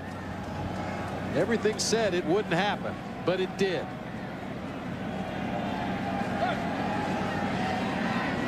Time called as Williams hops out of there. Starting pitcher for the Yankees in that game, Ron Guidry. In game 163, he won his 25th. 25-3 in 1978. One of the more dominating years for any starting pitcher or any pitcher, period. And the only pitcher's name that's remembered from that game is Torres. Yeah. Time call.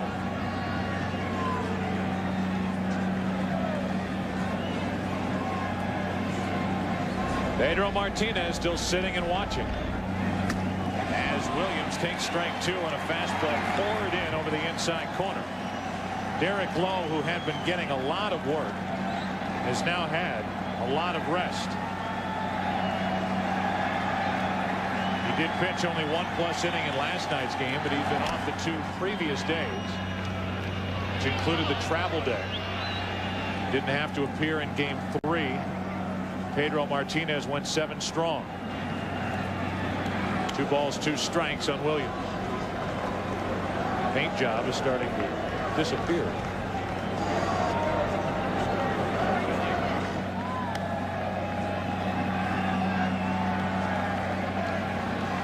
They start them young in this rivalry here at Fenway Park. 1 out, nobody on. 2 balls, 2 strikes on Bernie Williams. He went 2 gone.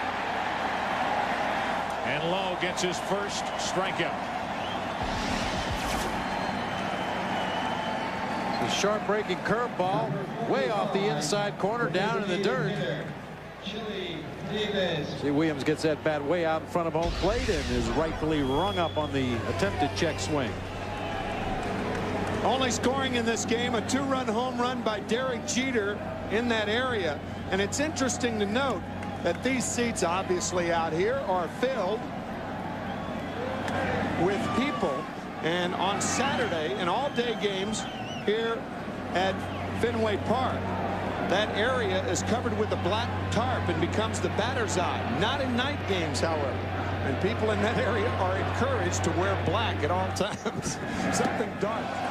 1 ball, 1 strike on Chili Davis. It didn't used to always be that way, did it? For the 1967 World Series, an area, there it is during the day. You could see the batter's eye is all dark. But back in 1967, all those white shirts trying to hit Bob Gibson or the Red Sox in 2 of those games, impossible. Tough enough when you can see right trying to hit Gibson. Of course, the Cardinals had as much trouble trying to hit Jim Lonborg that year. Back to the present and a 1 ball, 1 strike pitch with 2 out, nobody on, and Chili Davis. Regardless of what happens the rest of the way for the Red Sox, and in particular Derek Lowe, consider the spot he found himself in last inning, coming in with the bases loaded, 2 out, already down 3-1, 2-0 in this game 5, facing Jeter. He ran the count full and then jammed him on a pitch inside. The Red Sox got the force out at third, and I have to say, of all the relief pitchers I've seen all year, this Derek Lowe has as nasty as stuff as anybody I've run across, and I know you guys feel the same way. 3 balls and a strike on Chili Davis. Full count. He's got such great natural movement. A lot of guys have to work hard to get that much movement on their sinker. Very natural for Derek Lowe, and he throws it right over the top. Second to Pedro Martinez in innings worked in this postseason. The 3-2 pitch is a 2-out walk.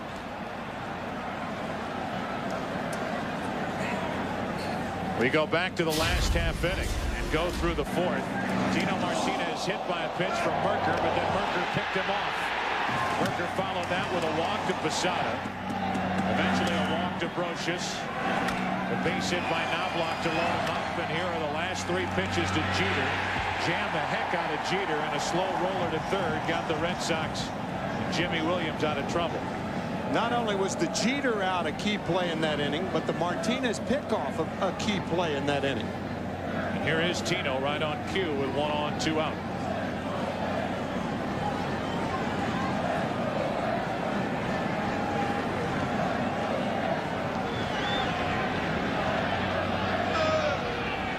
Lowe pays attention to Chili Davis, who doesn't run a lot. No steals in this postseason, 4 during the regular season.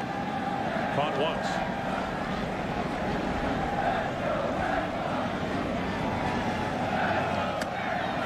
A strike from Lowe. We're in the 5th inning of game 5, and in the bottom of this 5th, it'll be Nixon, Offerman, and Valentin. Anybody gets on the number 3 hitter Veritek for the Red Sox against Orlando Hernandez.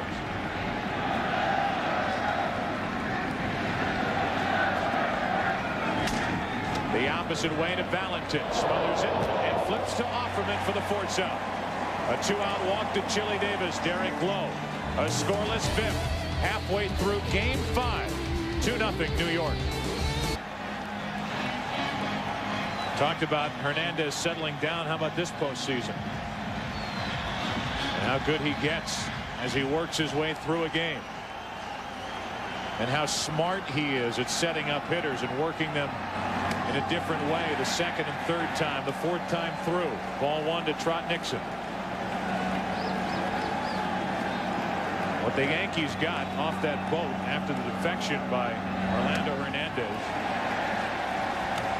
on December 26th of 1997 was a finished, finely tuned pitcher. Very intelligent, great athlete. And a guy who was ready to pitch in the big leagues. Wondering where that missed, I'm sure, and the count 3-0.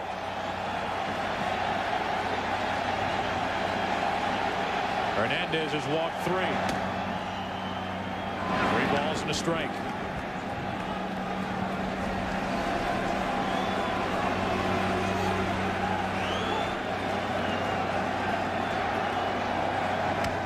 Big rip, full count.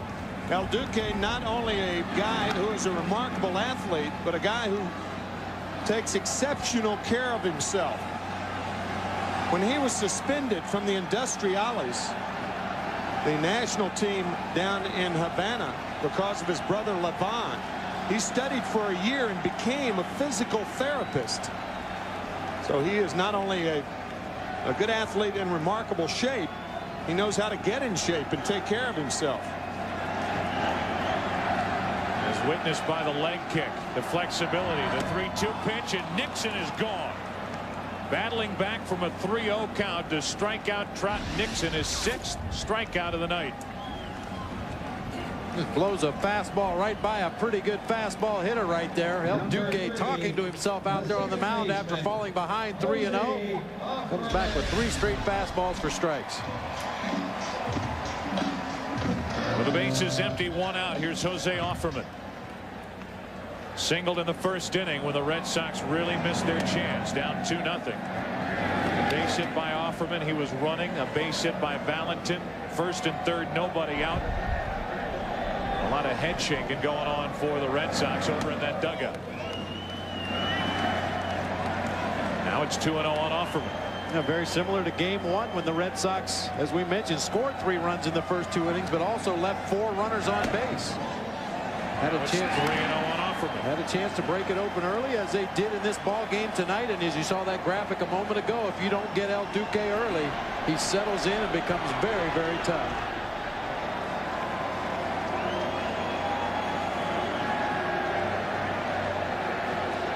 Taking on 3-0. 3-1, and he might take on 3-1.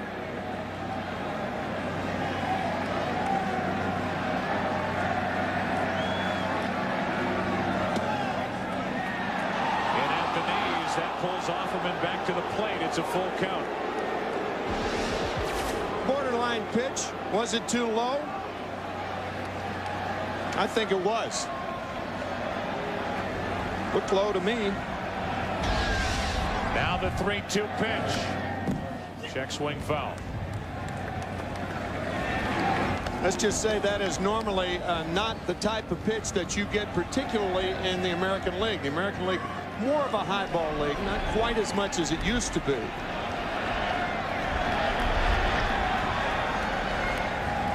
Again the 3-2, and Offerman again a foul ball.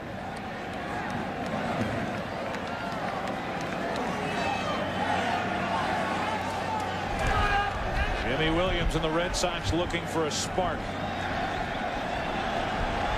The 3-2 to the left side for Brocious, times it and gets Offerman. 2 up, 2 down here in the 5th inning. So Hernandez has battled back from 3-0 counts to get both Nixon and Offerman here in the 5th. See him using that bare hand to trap the ball on the heel of the glove. Strong throw across to Tino Martinez and plenty of time to get Offerman. Had himself in position to throw as he caught the ball. Here's Valentin now with 2 out, nobody on.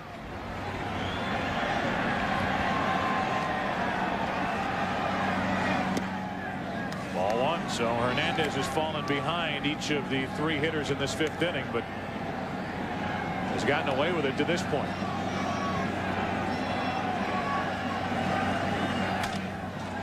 To the left side of the hole, Jeter. The stop, the throw, safe with a base hit, Valentin.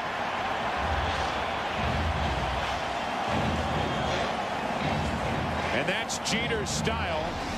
He'll get in the hole, leap, and try to make the play, and he got it to first a little too late. Folks watching in Cleveland tonight, remember what happened to Kenny Lofton when he did this in Game 5 last Monday night. Serious injury, dislocated shoulder. John Valentin, even with that bad knee, diving into first. And now the tying runs at the plate. Varitek 1 on, 2 out. And again, Hernandez falls behind.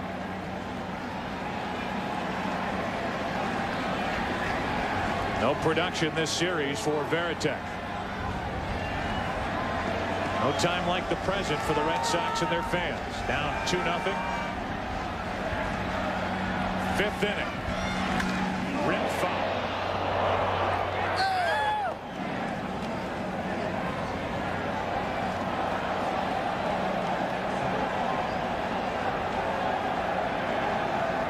Garciaparra next. So the effort worth it for Valentin to beat that throw. To set up Varitek now and maybe Garciaparra later.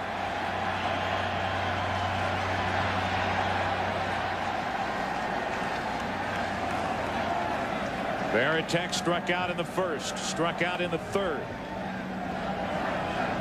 The guy who hit 20 home runs during the regular season.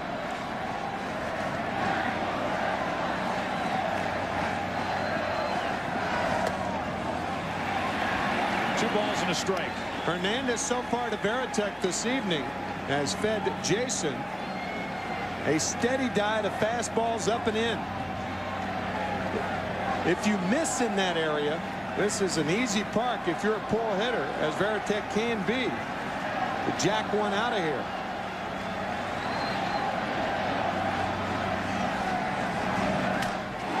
Into right field off the end of the bat for O'Neill. And the inning is over. A 2-out hit by Valentin. A hustling base hit. We're through 5 innings in Game 5. Yankees up 3-1 and leading here tonight. 2-0.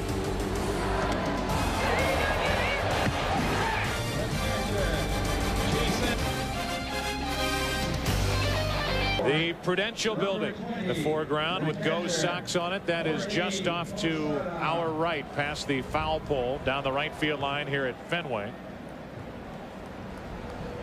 And here is El Duque talking to Mel Stottlemyre, the pitching coach, and they'll go through their typical hand signs and discussion, which they do typically with Jose Cardinal nearby in case a translation is necessary. Orlando Hernandez getting better and better with the English language as those two try to communicate. We caught them in Game 1 talking more with their hands than with their mouths. That was a little more conventional. 1 ball, no strikes. On Jorge Posada. 1-1. What about the only communication Mel Stottlemyre needs for El Duque right now is just give him the okay sign. Keep doing what you're doing. He did fall behind every hitter in that last inning, but managed to come back and retire the side without damage. And Hernandez, unlike a lot of pitchers, and it goes by and does what he wants, has his own game plan, will execute that game plan.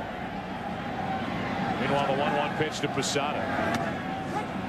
A strike like in his start against the Rangers in Game 1 of that division series. Joe Torre saying, yeah, I think he walked Palmeiro to get to Zeal and strike out Zeal. And it looked like Hernandez did just that. It loaded the bases. But Hernandez got around it, got Zeal, and the inning was over. That barely missed the inside corner. And the count 2-2 on Posada. Get a look at that last pitch. When we talked to Joe Torre before the ball game about Hernandez, he said that early in the game he would test the waters, work both corners of the strike zone to see what he was going to be able to get away with tonight, and then go from there. Nobody knows how to test the waters like El Duque. That's why he's here. 2 balls, 2 strikes.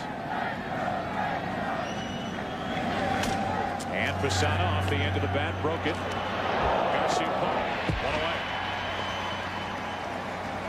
So one down here in the 6th inning. Sunday, November 7th. The wait is over. The fall's biggest event is coming. Don't miss the most anticipated premiere of the season, The X-Files, Sunday, November 7th on Fox.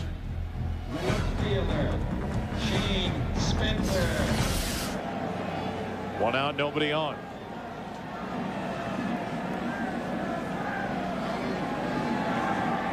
Spencer has popped up line to left. That was against Merker. In fact, he was the last out Merker recorded in the 4th inning. Before loading the bases and giving away to Derek Lowe, who deals one in at the knees for strike 1.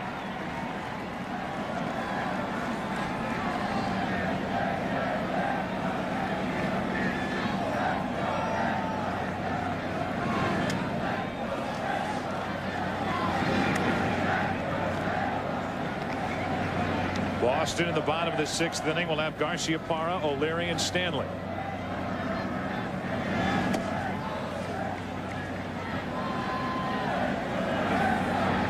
Eventually, you would think a guy like Derek Lowe would find himself either at the front end of a night of pitching as a starter or at the back end as a closer. Valuable in middle relief, but I'm sure that plans will change for him. A guy who wants to either be a starter or a closer, as he was for part of the season this year, filling in for the injured Tom Gordon. And with that said, keep in mind that in the American League, the middle reliever is much more important than it is in the National League because of the designated hitter. That caught the outside corner. Spencer doesn't agree, and he's the 2nd strikeout victim for Derek Lowe. It was such a deadly combination, that power sinker inside and then the curveball outside. Number 18, the third baseman. Say outside again. Way outside. It's an odd combination, too. Sinker, curveball. Usually a sinker ball pitcher complements it with a slider, not a curve, but another curve to Brocious. 2 out, nobody on. I think a lot of that has to do with what we were talking about earlier, his over-the-top delivery. He's very much over the top, hardly drops down at all. That arm angle is much more conducive to throwing the overhand curve, and he's able to make the ball sink from that delivery. He's 0-2 on Brocious, and this crowd is looking for a reason to get up and applaud. Lowe giving it to him. Even more of a reason. 3 strikeouts for Derek Lowe. Bottom of the 6th inning, game 5. Heart of the order for the Red Sox, down by 2. To the bottom of the 6th inning. 95 pitches for Hernandez, 6 strikeouts. 5 innings of shutout baseball. Only 3 Red Sox hits. Here's Nomar. Well, if you're the Yankees, this is where you like Nomar Garciaparra. Leading off an inning, nobody on base. Even if he goes deep, the Yankees still have a 1-run lead.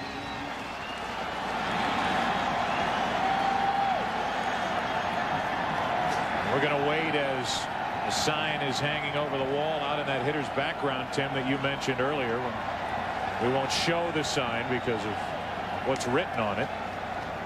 It's a little off color, but that's what the delay is about. And maybe eventually somebody will go out there and make them remove it. There we go. Ready to go here in the bottom of the 6th inning.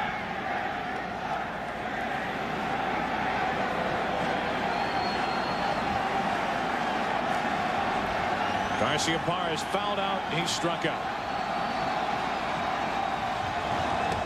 The sidearm delivery is low for ball 1.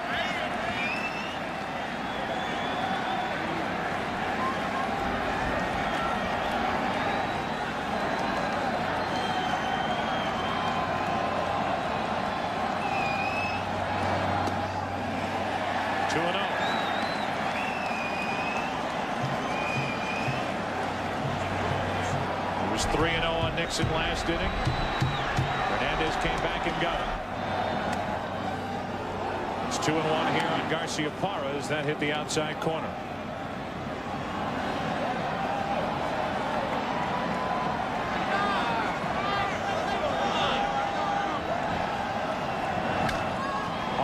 but Jeter to his left can't handle it. Off his glove and into center, and Garciaparra is on to start the 6th.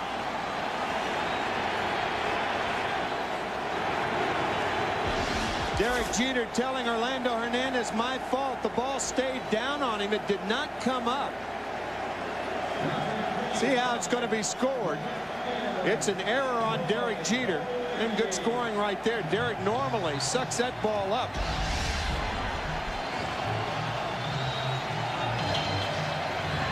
Instead, that may open up trouble for the Yankees, who have a 2-0 lead, 6th inning.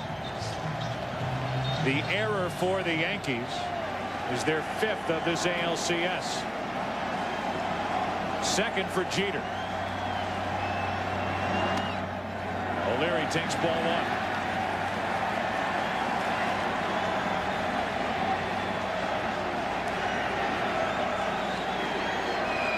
The crowd starts to get on Jeter. Garciaparra running, the pitch inside, throw down, not in time. Posada is complaining that O'Leary interfered with the throw. Home plate umpire Dale Scott says no. Joe Torre out to argue. The pitch was inside. I don't see how O'Leary could have gotten out of the way of the ball. Here he is right here. He just stays right there. He has every right to do it. Posada had to throw over O'Leary. And Jorge's saying that he intentionally interfered with the throw to second base. It didn't appear to me that that was the case. I think the pitch inside obviously screened Posada from his throw to second base, but no contact was made. If he felt that O'Leary was blocking his throw to second base, he should have made some kind of a contact with that batter. See it once again. The pitch is inside as O'Leary faked the bunt, pulled the bat back out of the way. He's standing in the middle of the batter's box and ducks out of the way as Posada makes his throw. I didn't see any interference on O'Leary's part at all right there. No. Now the 2-0 to O'Leary is up and in, 3-0.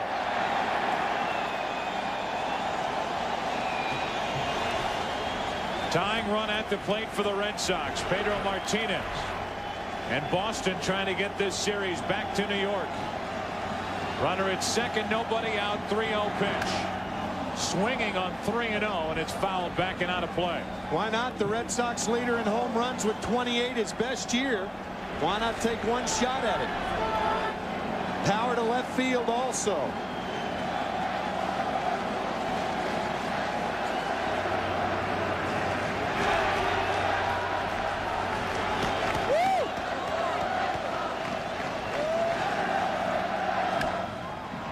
That's down the left field line, slicing toward the seats.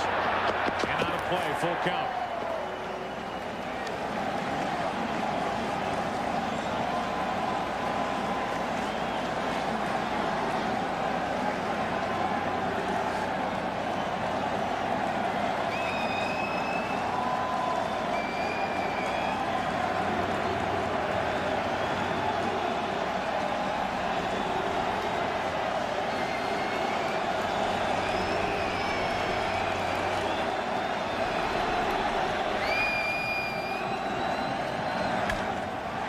To the right side, that advances Garciaparra to third, and Knobloch with that shot put like throw over to first for the first out of the inning. So O'Leary didn't drive him in, but he gets Garciaparra to third with 1 out now. And that was not his intention, but in making the out, at least he moved the runner 90 feet. I've noticed in this series, Chuck Knobloch has had throwing problems throughout the regular season and into the postseason. And when he releases the ball, his eyes immediately look up to watch his own release of the throw. That's an indication of being overly conscious of what you're doing, and that might be part of the problem. Most of the time, the infielders keep their eye on the target, try to throw through the target, but Knobloch immediately looking up to watch the flight of the ball. Watch his eyes as he releases this toss to Tino Martinez.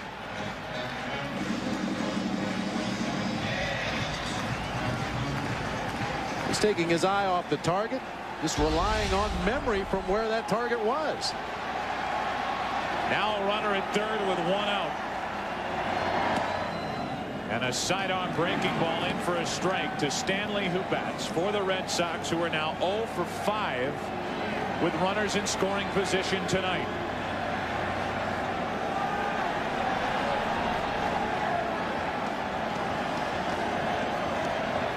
Garciaparra at third with 1 out. And an 0-2 count on Stanley. Mike is walked. He's flying to left.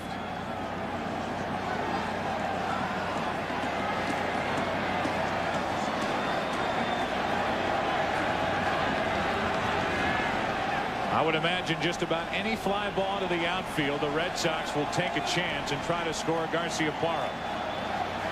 The 0-2. 1 ball, 2 strikes.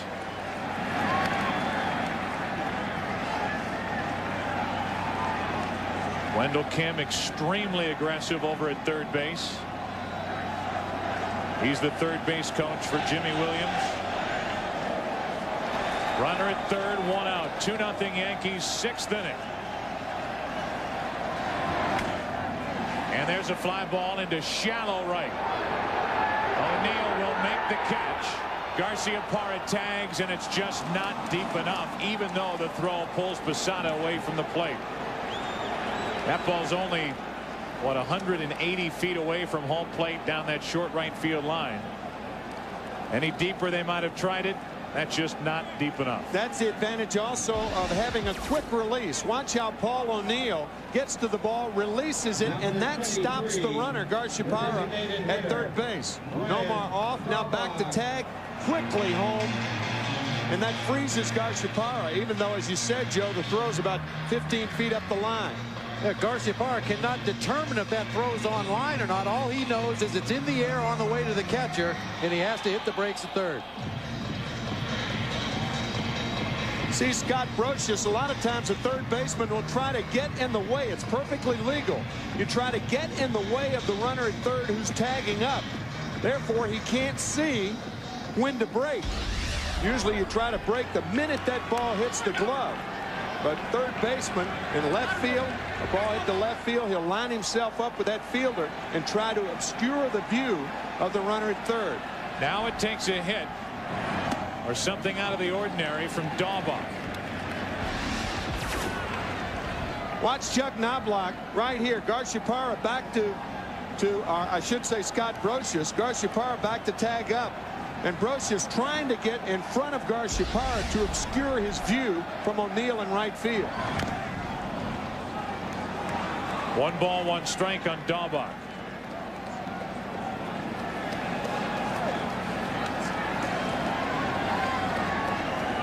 The Red Sox now 0 for 3 with a man on third and less than 2 out. They had first and third, nobody out in the first inning. Varitek struck out, Garciaparra fouled out, and O'Leary fly to right. Now after having a runner at second, nobody out, and Garciaparra at third with 1 out. He's there with 2 down. And the 1-1 to Daubach. 2 balls and a strike. In the division series, a much different story. And again, you factor in what the Red Sox did in that 13-1 romp on Saturday afternoon. Take that away with Pedro Martinez pitching. That was probably the one time they didn't need hits with runners in scoring position. And they have missed chances this entire series. 2 balls, 2 strikes on Daubach. And that's why the thinking was a fly ball into the outfield, which would give Garciaparra any chance at all to score. They'd try it. But that just was not hit deep enough by Stanley. Not deep enough to the best arm in the outfield, too. Daubach waits for a 2-2 pitch.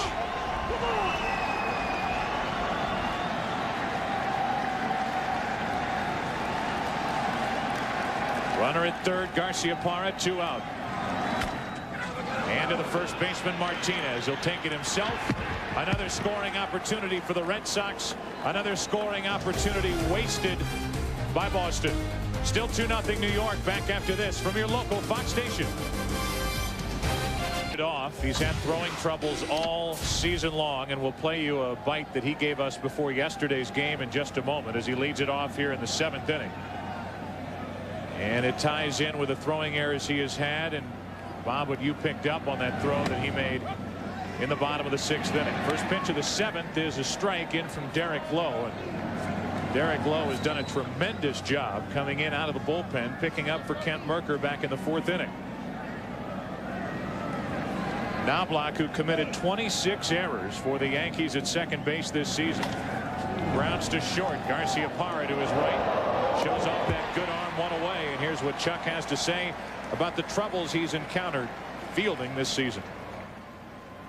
You know, you really have to, you know, you turn the page. You know, I mean, that's an old saying, but you do. I mean, once something happens, or once a play happens, or the first out is made, you got to look toward that second out. You can't look back. And you know, I like to think God put eyes in the front of our heads to look forward. Not if He wanted us to look back, we'd have eyes in the back of our head too. I agree with the look forward part, but you're not supposed to look up and watch your own release of a throw, which is what Knobloch has done repeatedly throughout this season. 15 of his 26 errors were throwing errors. And there's a strike to Derek Jeter. And that's why when he doesn't have time and he's not thinking about it, like a play he made up the middle in last night's game, he just gets it and throws it. Jeter has the bat just shattered in his hands, and Stanley drops the throw, and it'll trickle into the dugout, and down to second is Jeter. Garciaparra threw it perfectly over to first.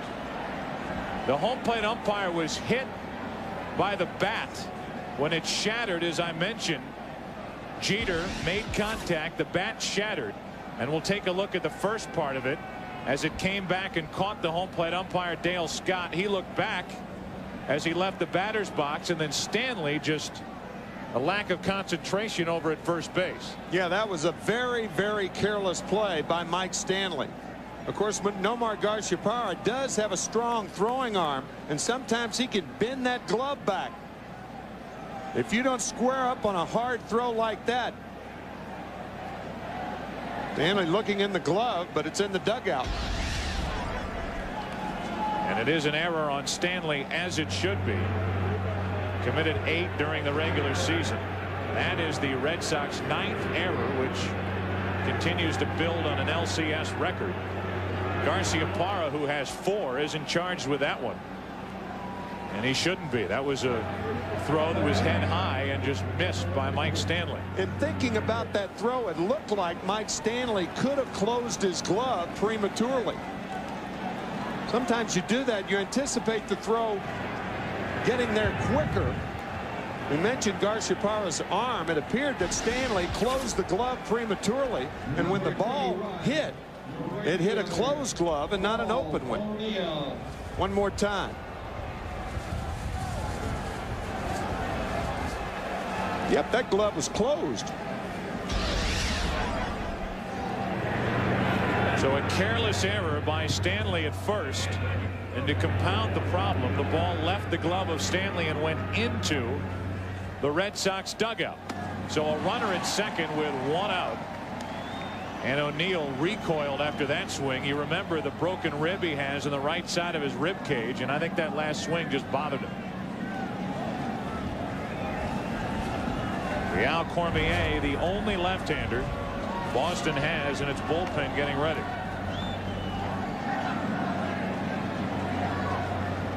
The 0-1. 0-2 on Paul O'Neill. Errors really hurt the Red Sox in Game 4. Remember this throwing error by Garciaparra. And then the error which was charged to Saberhagen on the low throw from Stanley. And then the missed effort on what should have been possibly an inning-ending double play. That was charged to the second baseman Offerman, and it funneled down and led to the grand slam which blew it open in the ninth. Now O'Neill grounds one through the right side. They will bring Jeter to third and hold him late. Good throw by Nixon, and it's first and third with 1 away.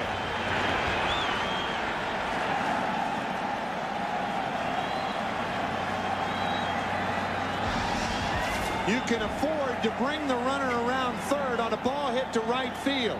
If this same ball is hit to left field, you can't afford to bring Jeter around. But watch the throw by Nixon. Another strong throw. He made a strong throw in the 7th inning of game 1, dropped by Varitek. But Varitek cannot see Derek Jeter. Once he sees him around the bag, he thinks he's coming home. And Jeter slipped, as you see right there, when he hit the brakes. Had Varitek come up and thrown immediately to third base, they more than likely would have had Derek Jeter. But Varitek doesn't know that. He's diving back to protect the plate. Derek Lowe, the pitcher, trying to help his catcher, Jason Varitek. So it's 1st and 3rd with only 1 out. And Derek Lowe will leave here in the 7th inning in favor of the lefty Cormier. Lowe did his job. The defense let him down in the 7th. Pentium 3 processor owners. So good out of the bullpen for the Red Sox this postseason. Will take over with 1st and 3rd, only 1 out. And we're in the 7th inning, and the story is real easy to lay out for everybody, like we've been doing really throughout this game 5. More missed opportunities for the Red Sox, not only early but just recently. The pitching has been good, but the defense again has been a problem for Boston. Yeah, there's no question the defense has let the Red Sox down. A lot of people here in Boston will point to some questionable umpires calls for the downfall, but once again tonight the defense letting the pitching staff down. You can see the numbers for Cormier. 6th game. No runs charged against him. However, he did give up the hit to Paul O'Neill. He relieved early in this series.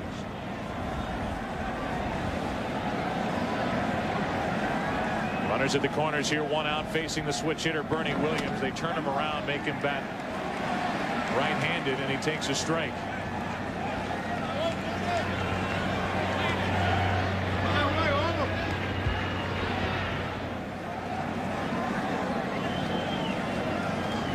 Paul O'Neill getting that base hit against Real Cormier, 7th inning of game 2, which was the game winner in that 3-2 victory for the Yankees.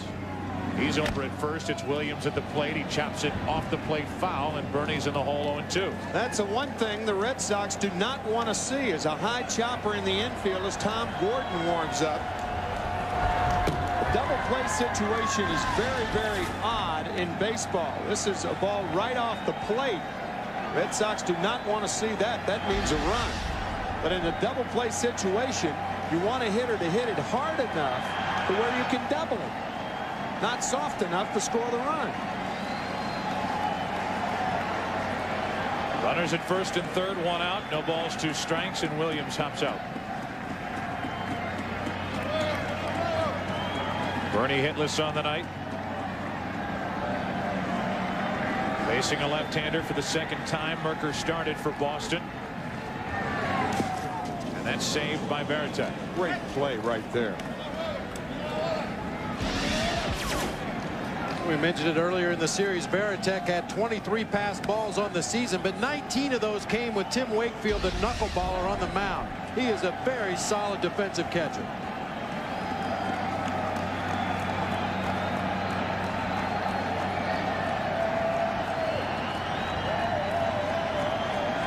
Good numbers for Williams in his career against Cormier. Yankees lead 2-0 in the 7th inning here in game 5.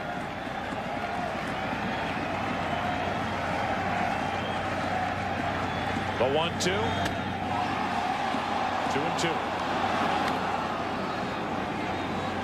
Talked about it last night. Not only did the Red Sox make the errors, but the veteran team, the Yankees, took advantage of those errors. Another Boston miscue here in the 7th inning, committed by Stanley at first on a rather routine play. And they hit by O'Neill, and now after the pitching change, it's 1st and 3rd, 1 away, and Cormier deals with Bernie Williams. The 2-2.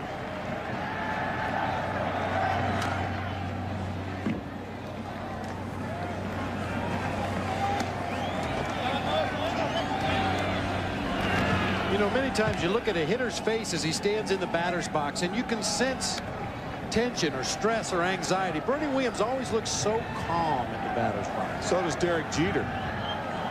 There's a silence in their face. Says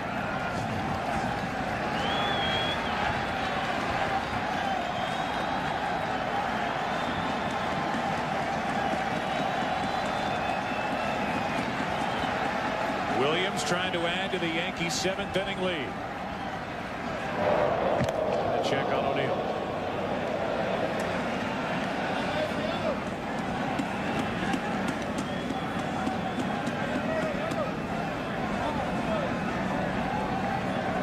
Stanley, I'm sure, wondering what his error will lead to here in the 7th inning and what the bigger picture is.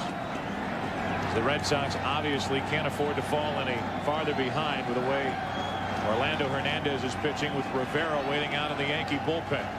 The 2-2 is in the dirt. Full count on Bernie Williams. Now we'll see if Joe Torre sends Paul O'Neill. I think what you do as the middle infield is you shorten up about 3 steps. Play 3 steps shallower. Because on a hard hit ball, if O'Neill's running, you may not be able to turn the double play. You may have to come home with the ball.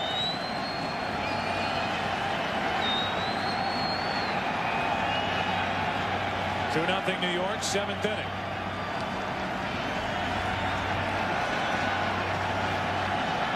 Williams steps out as Cormier took too long. Veritek trying to give the signs in French for Real Cormier. Something missed in the translation. 3 balls, 2 strikes. 1st and 3rd, 1 out. And the runner O'Neill did break. A late break off first.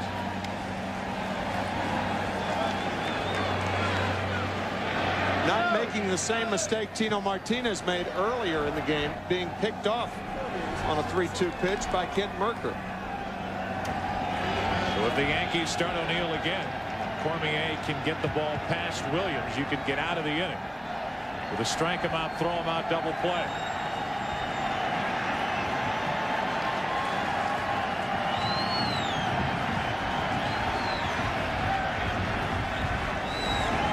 Late break.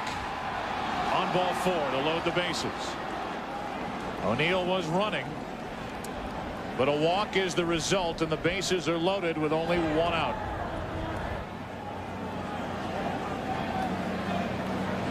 Now you have Chili Davis at the plate, and another decision. Do you want Cormier against Chili Davis? Yes. As opposed to Gordon against maybe either Leday or Strawberry? Well, the reason that you want Cormier against Chili Davis is Cormier's a ground ball pitcher. Tom Gordon's a fly ball pitcher. And the switch hitter Davis hops in with the bases loaded, 1 out. So Cormier comes out of the bullpen and issues a walk. And gets ahead of the count to Chili Davis, 0-1.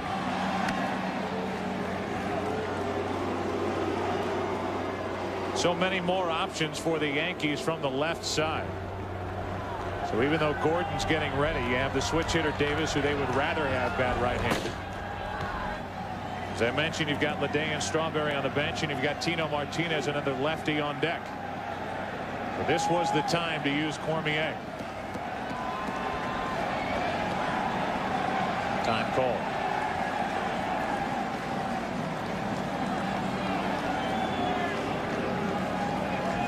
And Mike Stanley playing off the bag at first base. It would behoove Bernie Williams to get as big a jump as possible over there at first base to attempt to break up any possible double play and allow that run to score from third base.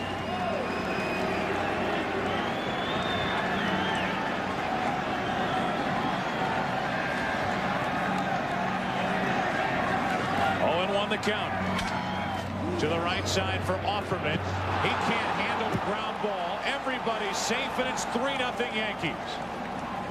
And the defense for the Red Sox has been absolutely dreadful in this series. Boston wasn't going to turn 2 with that ground ball, but they should have at least had 1 out.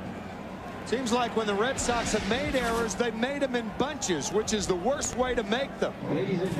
The one error by Mike Stanley allowing Jeter to go to second, and now an error on Offerman, an RBI for Chili Davis, but no out recorded.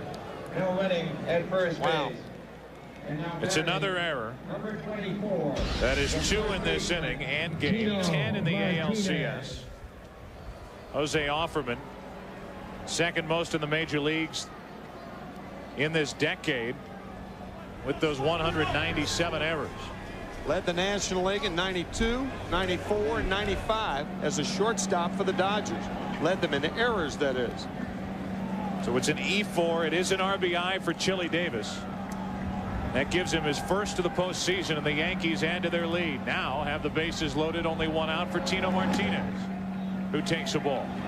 It has got to just tear up the stomach of manager Jimmy Williams, who prides himself on teaching how to play the infield. That's how he made his name in baseball, coming from the minor leagues and teaching not only with the Braves, but before that with Toronto. As Martinez rockets one foul, 1 ball, 1 strike. So Jimmy Williams has to stand by in the dugout watching his team make one error after another in this ALCS. A guy who, if you talk to players who played for Jimmy Williams, will tell you is as good an infield coach as there is in the game today. But Offerman brought his fielding troubles with him from Kansas City, and before that Los Angeles. The 1-1 pitch into center field, sinking in a hurry, a base hit. Played on a hop by Lewis. 1 run scores. That's O'Neill. And it's 4-0 Yankees in the 7th inning. RBI base hit for Tino Martinez against the left-hander Cormier. And the Yankees can start to smell a return trip to the World Series.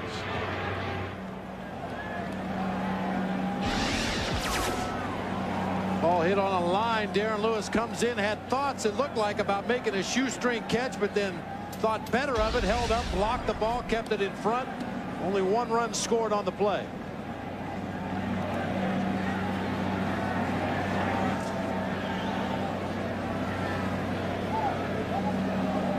Number 20, the catcher, Jorge Posada. So the Yankees, who have scored a couple and lead by 4.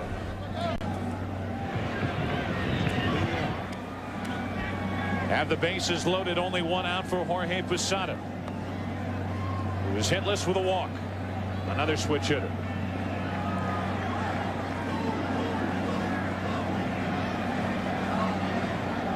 Bellinger pitch running for the Yankees.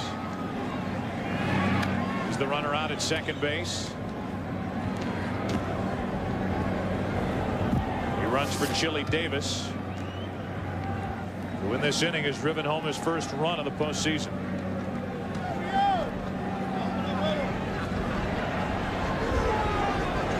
Bases loaded, 1 away, 1 ball, no strikes on Posada. 1-1. Boston during the regular season committed 127 errors in their 162 games. 0.78 errors per game. In this LCS, they're averaging 2 errors per game, 10 in 5 games. The Red Sox, however, were not a great defensive team when you look at the numbers, ranking 12th in the American League. Fielding percentage. On the bench left for the Yankees, almost a full complement for Joe Torre as strike 2. He's picked up by Cormier against Posada.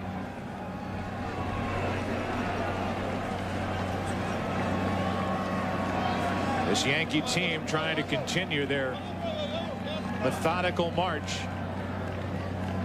back to the World Series. They've won 2 of the last 3 World Series. Trying to go back in 1999. Bases loaded, 1 out. A 1-2 pitch. 2 balls, 2 strikes.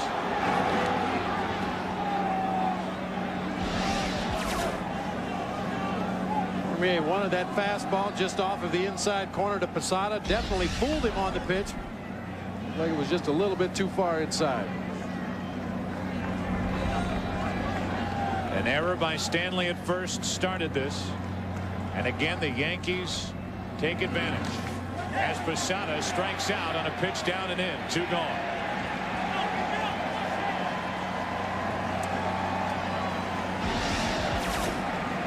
First strikeout for Cormier. Looked like a slider in the dirt. Another nice play by Jason Varitek. Even though with first base occupied, Posada can't advance. But if the ball gets by him, then Bernie Williams could score. Now Shane Spencer with the bases loaded and 2 out.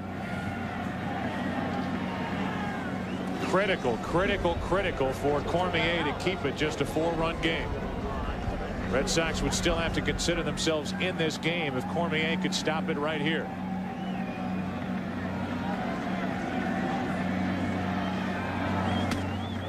And a strike on the inside corner.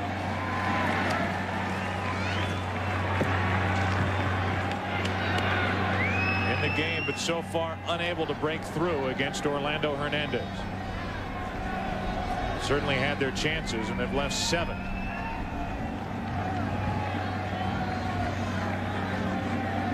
Including 2 runners at third who were there with less than 2 out.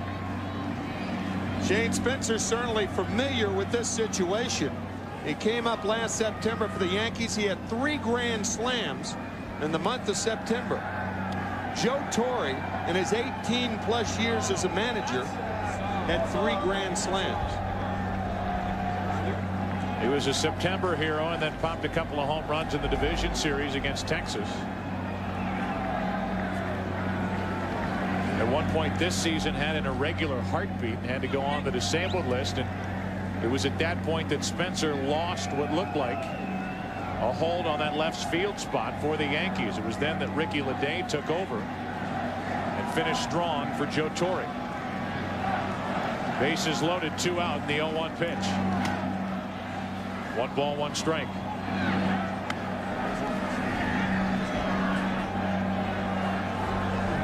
Speaking of grand slams, Ricky Leday last night as a pinch hitter. 8th man to bat in the inning, Shane Spencer. Bases loaded with 2 out. 4-0 Yankees. Spencer trying to hold up, couldn't. Now he's in the hole, 1-2.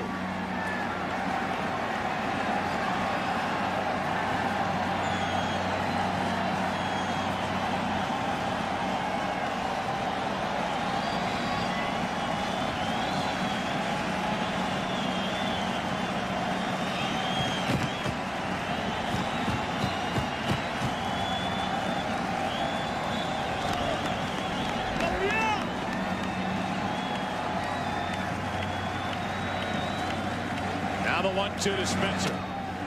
2 balls, 2 strikes. Cormier certainly not afraid to work inside. He has since he has come in out of the bullpen for Boston. It's all right to work inside against Spencer, but not inside for a strike. He is a good inside hitter. And I think that last fastball inside off the plate set up what I'm guessing will be a changeup down low and away from Spencer. Now the 2-2. Struck him out looking. 2 errors in the inning. 2 runs for the Yankees. The error by Stanley at first. The error by Offerman at second. The task even tougher in Game 5. Time to stretch, down by 4. Is Barman inning here in Game 5. A 4-0 lead for the world champion Yankees. Don't blame the curse, blame the defense in a way. 10 errors. 6 times the Red Sox have grounded into a double play. The batting average starting to slide, and again that's with that 13-run outburst on Saturday. And 2 sacrifice bunts by the Yankees led to big runs early in this series as Darren Lewis takes a strike. It'll be Lewis, then Nixon, then Offerman for the Red Sox, who trailed 3 games to 1 and 4-0 here in the 7th inning tonight. 1 ball, 1 strike from Hernandez. It's not as though the Yankees have played airtight defense with 5 errors in this ALCS, but taking last inning's example, a leadoff error on a ball hit by Garcia Parra. Stole second, was there with nobody out, and the Red Sox didn't do anything with it. 2-1 on Lewis.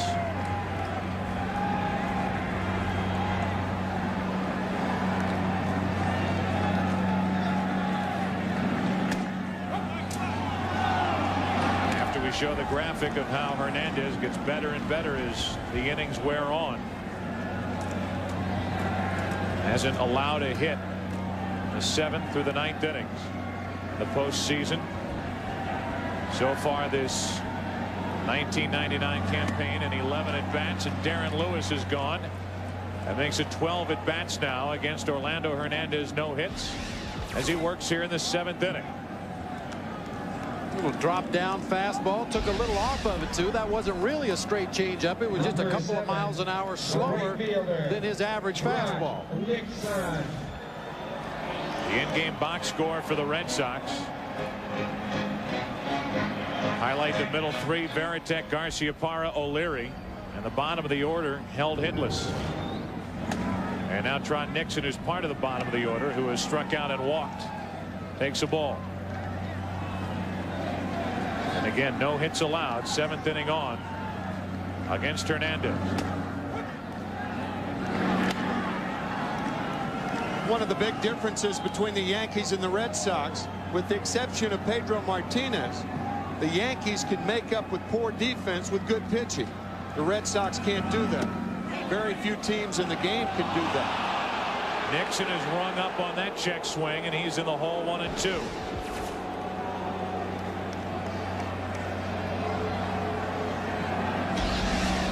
He went too far, said Dan Morrison.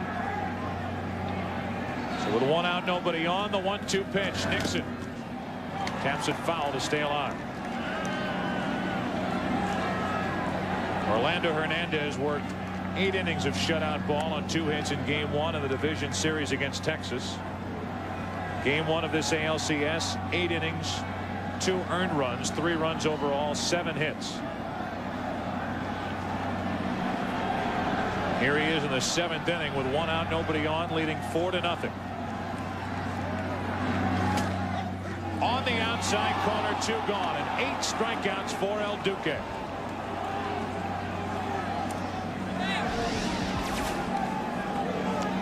El Duque, king of the hill tonight. Joe Torre saying that as far as his pitching for big games, writers asking Joe about Hernandez and his nerves. Joe said, look, how could a guy like that be scared? He came over in something that floats. I don't know whether it was a raft or a boat, whatever it was. We've gone through what he's gone through. You think that a baseball game's going to scare him? No way. Offerman, 1 ball, 1 strike. I wondered if perhaps the long top half of the 7th inning may throw El Duque off his rhythm a little bit here in the bottom, but it certainly doesn't appear like it. Strike 2 on Offerman. You want to talk big game pitcher in his postseason history? If Hernandez can get Offerman here, it would be 38 innings pitched, 3 earned runs, 29 strikeouts at this point, and only 21 hits against him. I mean, that's utter domination last year in the ALCS against Cleveland in Game 2 of the World Series. This year in the division series, and he makes his 2nd start of the ALCS.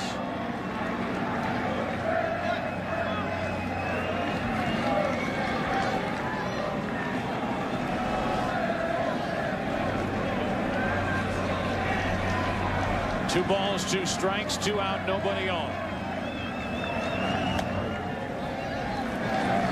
Full count with Valentin on deck. It wouldn't take much to make the Red Sox feel a little better here in the 7th inning.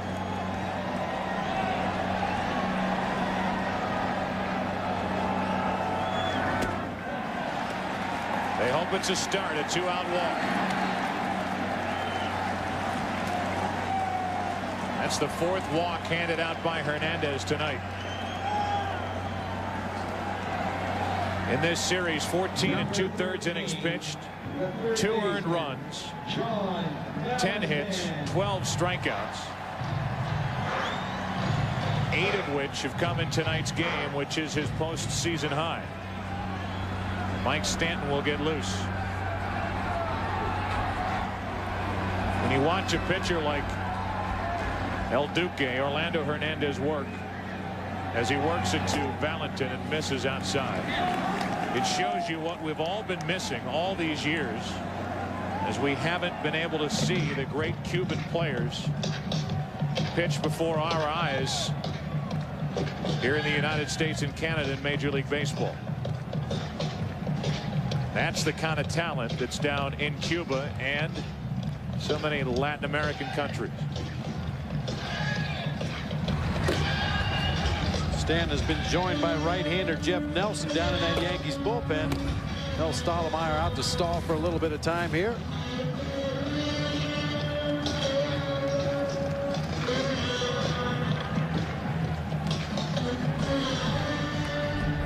One ball, no strikes on Valentin. A power man at the plate. A power hitter, Varitek on deck, and the Red Sox hoping that they can do something against Hernandez. One ball, one strike.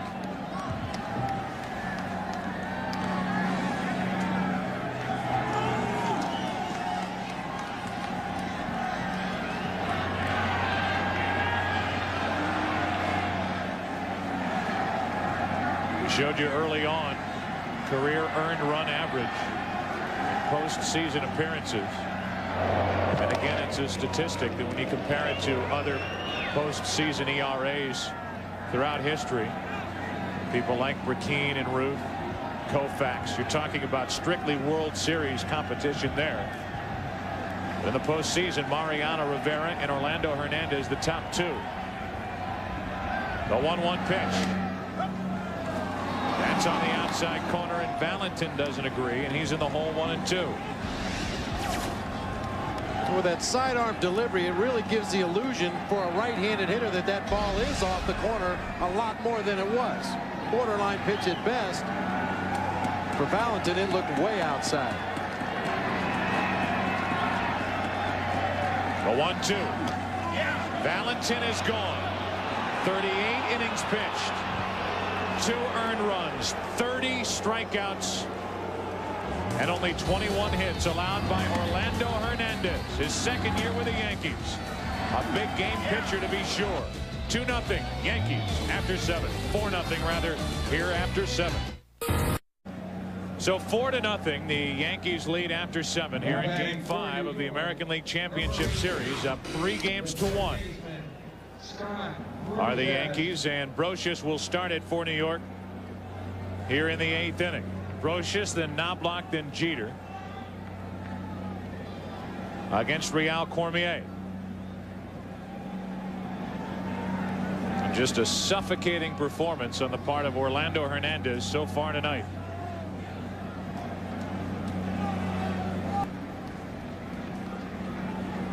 Cormier came on last inning, walked the first hitter that he faced. That was Bernie Williams.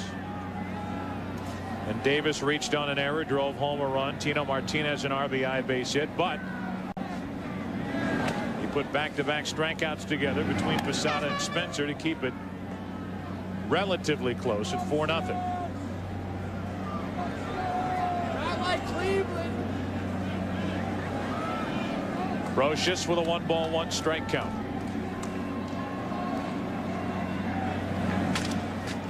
The left side for Garciaparra.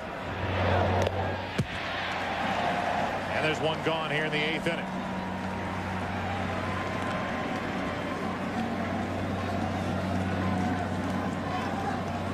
Now Knobloch with 1 out, nobody on. Chuck is 2 out of 4 tonight. Chuck Knobloch.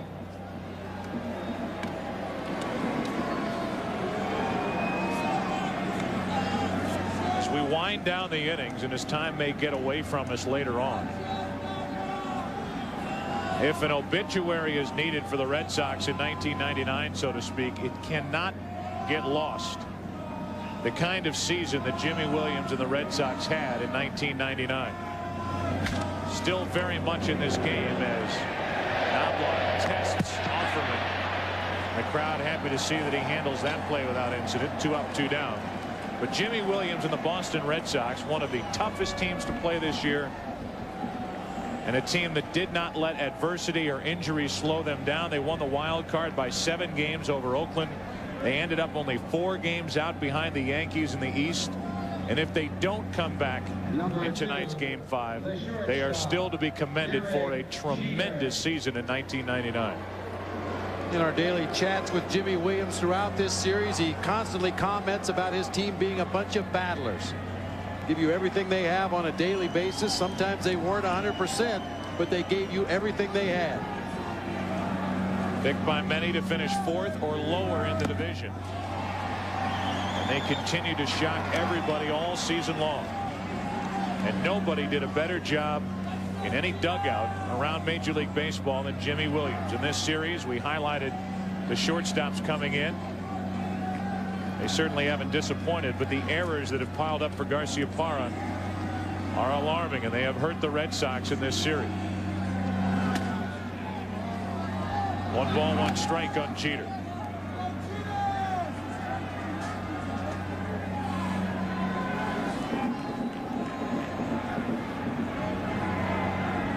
Jeter hitting .316 in this series. Garciaparra better than .350. Nomar's committed 4 errors. Jeter's committed 2 as he drives one up the middle for a 2-out base hit. And Derek is on to keep this top of the 8th inning alive.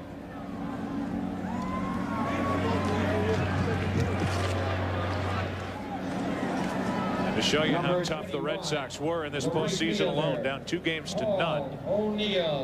In a best-of-5 series against the heavily favored and all of the artillery that the Cleveland Indians can throw at you, and they came roaring back with 2 wins here at Fenway. And then that absolutely thrilling Game 5 win at Jacobs Field in Cleveland when Jimmy Williams went to Pedro Martinez, the game's best pitcher, to throw 6 hitless innings in a 12-8 victory. El Pedro tonight. Ball 1 to O'Neill.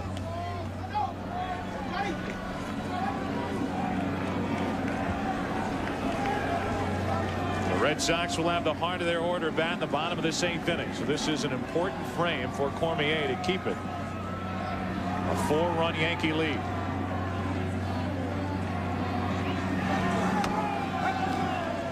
On the outside corner, 1 ball, 1 strike.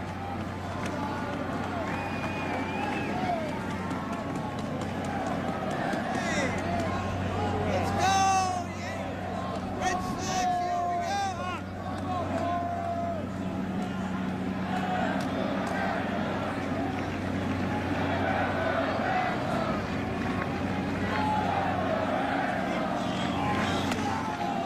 2-1 from Cormier. If Orlando Hernandez and other relievers can get through the 8th inning, Joe Torre said he will go to Mariano Rivera this evening in the 9th inning. It is unlikely for him to go to him, however, in the 8th, since he worked a couple of innings yesterday.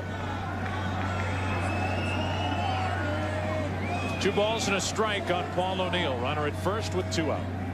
A check on Jeter.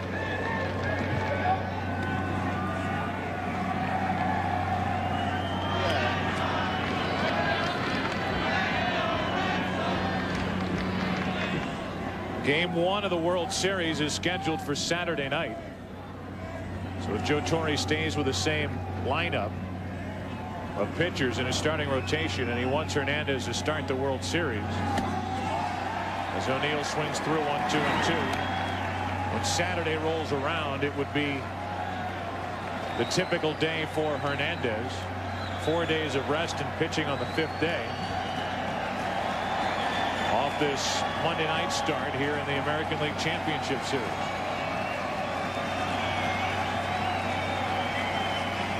Those are decisions for later.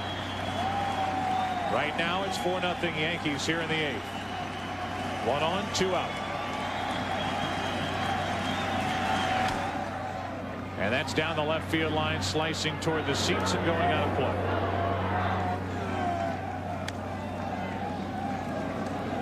Paul O'Neill on the swing and miss at the pitch before that foul ball. Once again grabbed his right side, took a long time out of the batter's box to regroup before getting back in there.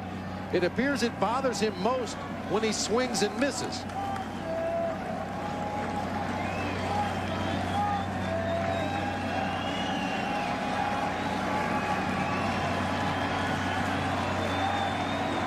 Runner at first with 2 out. And another save by Varitek.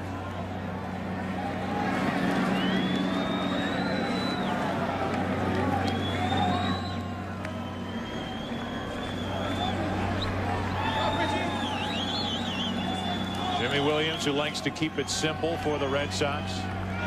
Very few team meetings. They don't stretch as a team before the game. They don't meet as a group, at least the hitters, to discuss the opposition. First game of the series. Just wants to go play. And they have played well and earned his respect. This Red Sox team this year. Runner goes on strike 3 to O'Neill. That'll do it for the top of the 8th inning. Heart of the order in the bottom of the 8th for Boston. Trailing by 4. Early on the Bud 1 airship and the Goodyear blimp here in Boston. Turns out a beautiful night, a cold night. Windy here in the New England area as Soho joins Game 5 at second base. A defensive replacement for Chuck Knobloch. Worth talking about is a breaking ball is in for a strike to Varitek. If the Yankees do go on and win, Saturday the World Series starts. You wonder if Joe Torre will continue that pattern of replacing Chuck Knobloch. That has not been his pattern this year. Well hit into right field. O'Neill back at the wall to wave goodbye, and the Red Sox are on the board.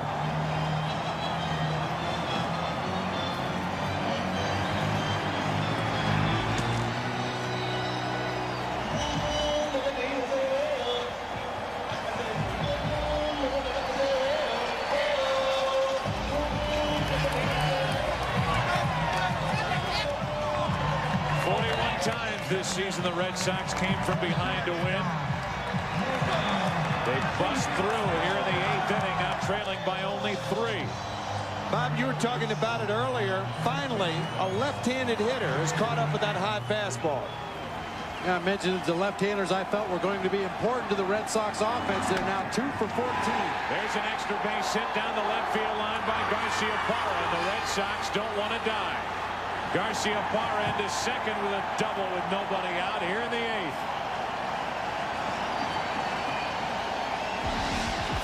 High heater, middle of the plate to Varitek. Bye.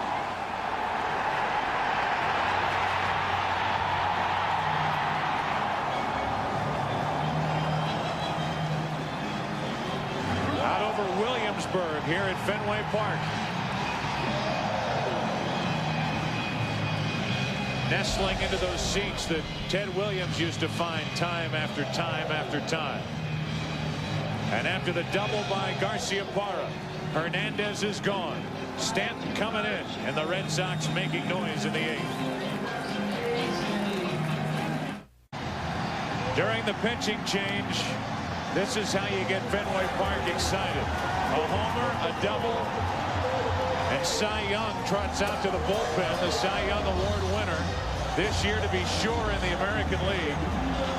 Led the major leagues in victories and won a weapon at least. Walking around getting loose out in the bullpen for the Red Sox and getting this crowd charged up as Mike Stanton, the left-hander, loosens for the Yankees. You saw the quick numbers on Hernandez. We'll go back to those after we learn more about Mike Stanton, the left-hander,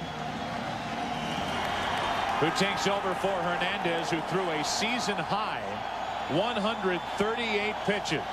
And now it's Stanton in to face the lefty O'Leary.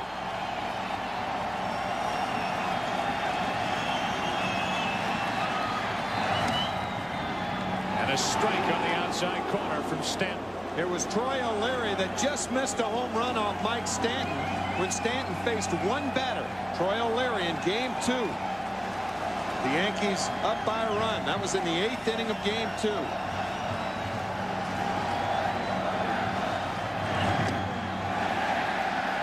One ball, one strike, and this Fenway crowd is officially back in this game. A 2-2 record this year for Stanton.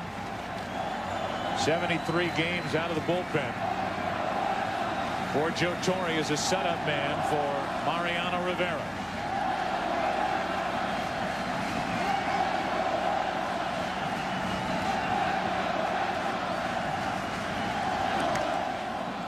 Strike 2 on O'Leary.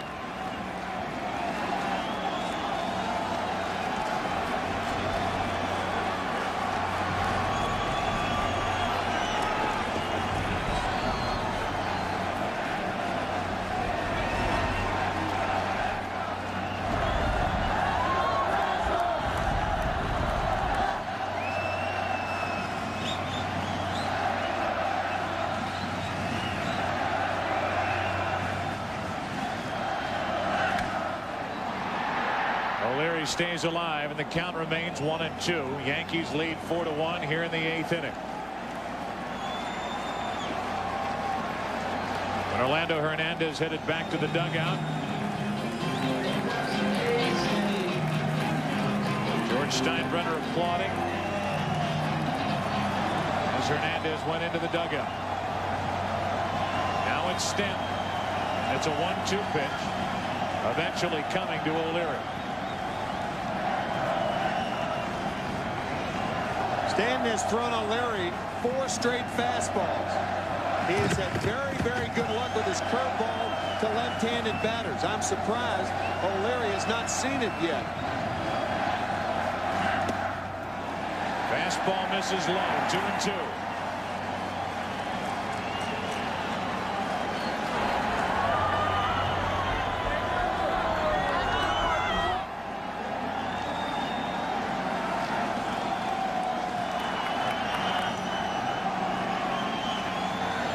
Second with nobody out, and O'Leary wants time.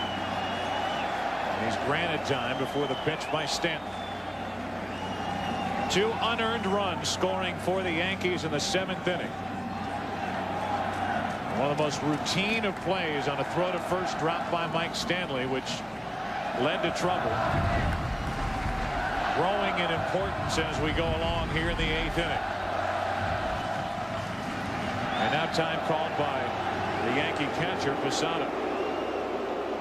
You know, with the runner at second base, Posada going through a series of signs, and apparently Stanton is either confused or Posada is confused, and that's the right thing to do if you're behind the plate. Go out there and make sure both parties know exactly what pitch is going to be thrown. Remember, this year Posada has had a very difficult time with the bullpen in particular. Rivera, Nelson, and Stanton. Wild pitches and pass balls. Breaking ball had O'Leary frozen, but it missed, and the count's full 3-2.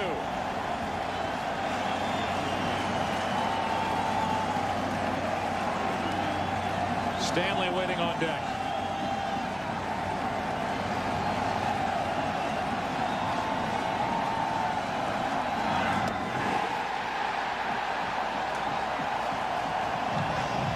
Just like that, the tying run will walk to the plate. And Stanton will walk off the mound.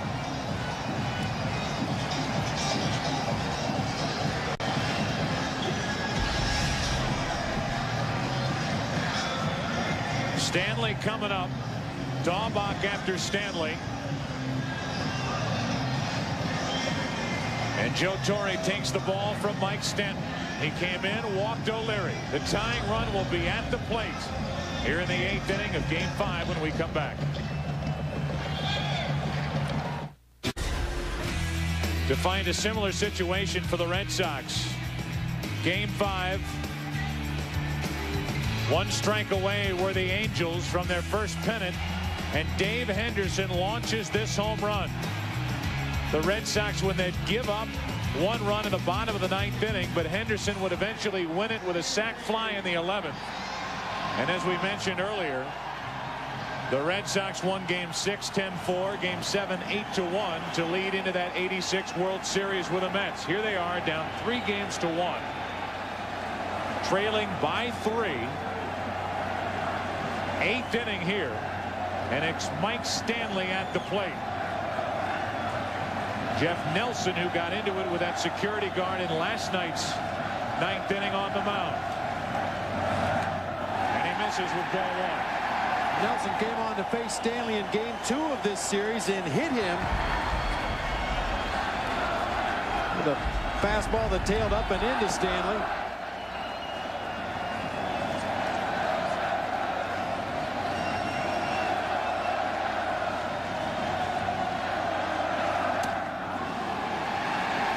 2-0.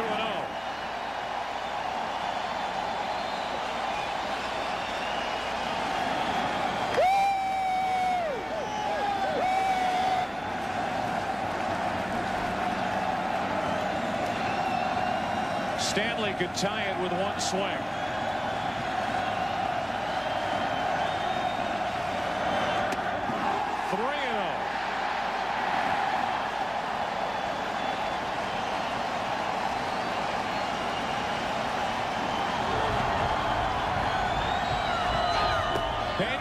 Martinez starts to loosen.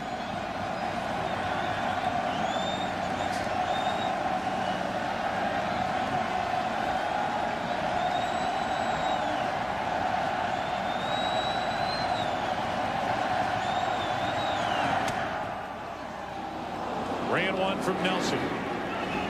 Low ball pitcher, low ball hitter.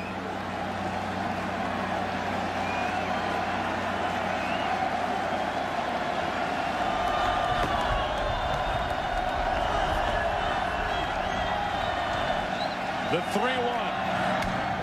A shot into center field for Williams. Hesitated, made the catch. And that's the first out here in the 8th inning. A smash into center by Stanley.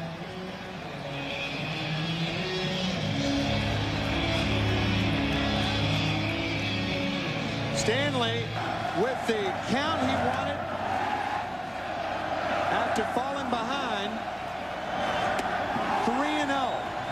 Nelson with a big 3-0 strike. Stanley rifles this ball to right center, but Bernie Williams is right there. So Nelson faces one hitter. He retires Stanley. Daubach, the scheduled hitter for the Red Sox, and another pitching change for New York. In the last 13. When picked up by the Yankees, a pitcher who started the season with the Mets was traded to Seattle and released. And here he is facing the tying run. Butch Husky will pinch hit for Daubach here in the 8th.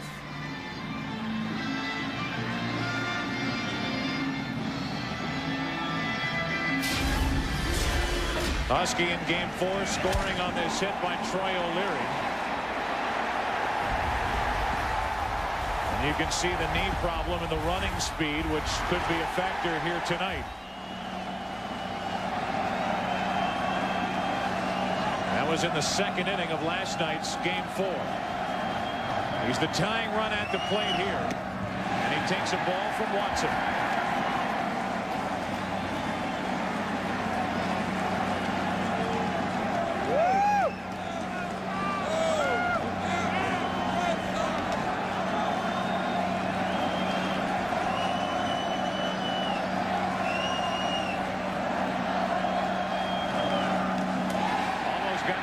Posada 2-0.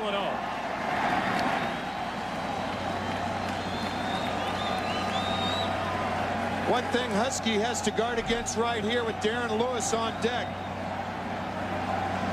Try not to be too anxious. Make the pitch be your pitch, and a pitch you can jack up that monster. Talking about his running speed. He wants to run something up that monster, up and over it right now. Watson runs into 3-0, as it was with Stanley.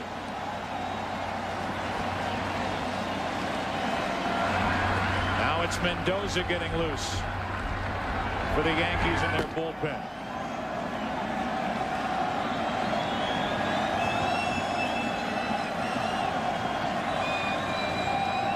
The 3-0 to Husky. 3-1. The clock strikes midnight at Fenway. Tying run at the plate. 4-1 Yankees in the 8th.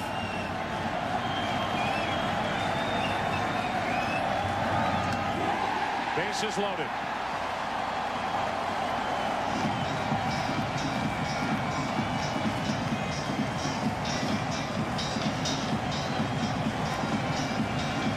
Have a runner at first base for Butch Husky.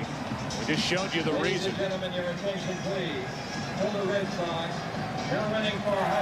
Husky is gone.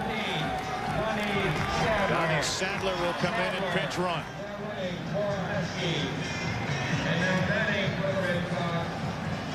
And we will have another pitching change, and this is starting to unfold exactly like the 8th inning of Game 2. And who closed out the inning for the Yankees, shut down the trouble?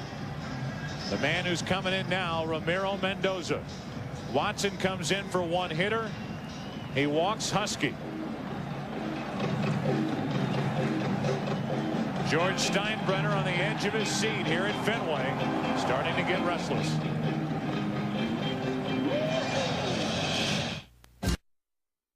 Coming in the 8th inning and stopping a Red Sox rally. Asked to do the same in Game 5.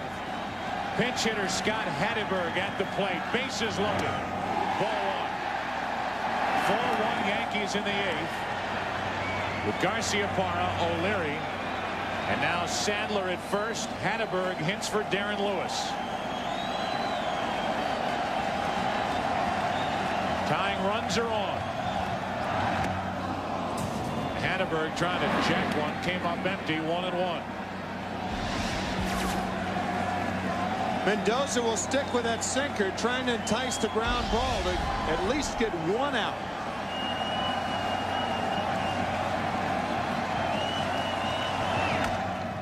To the right side and foul. That's strike 2 on Hatteberg.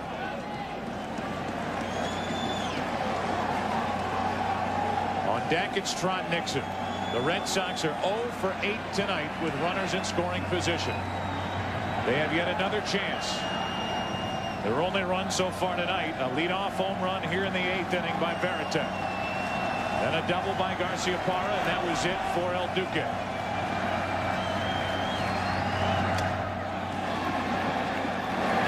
Two balls, 2 strikes.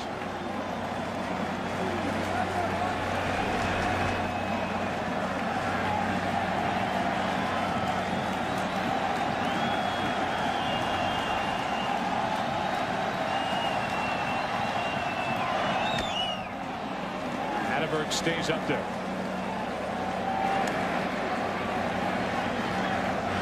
The Red Sox facing elimination here tonight against their ancient rival, the New York Yankees.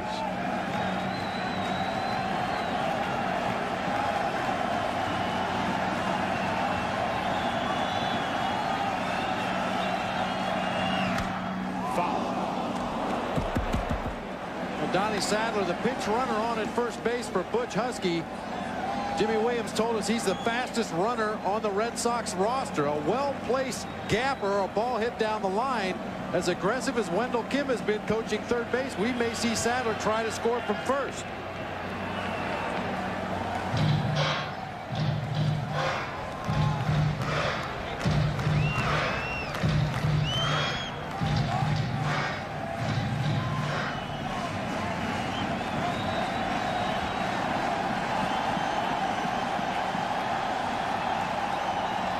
Again, the 2-2.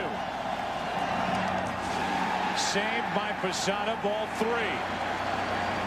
Tell you how big that save was, and not only prevented a run from scoring, but it prevented the tying run potentially from getting in scoring position.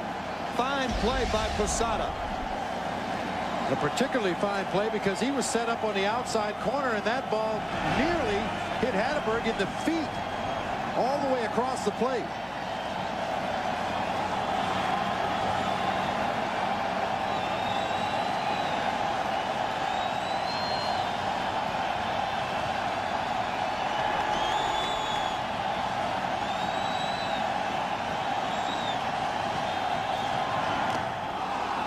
Got him for the second out.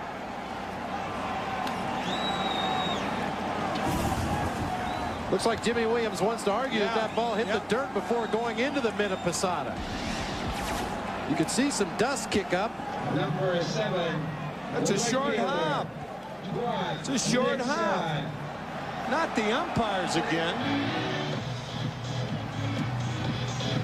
If Hatteberg got a piece of that on a foul tip, and it sounded like he did, Since that ball skipped in and hit the dirt before Posada had it, he should still be up there. Was the sound you heard it hitting the bat or the dirt?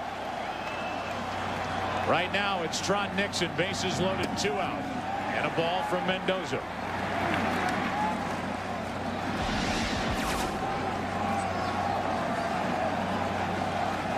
Looks like he swung over it there. Another good pickup by Posada and a good call. It appeared by Dale Scott. Nixon out in front. 1 ball, 1 strike.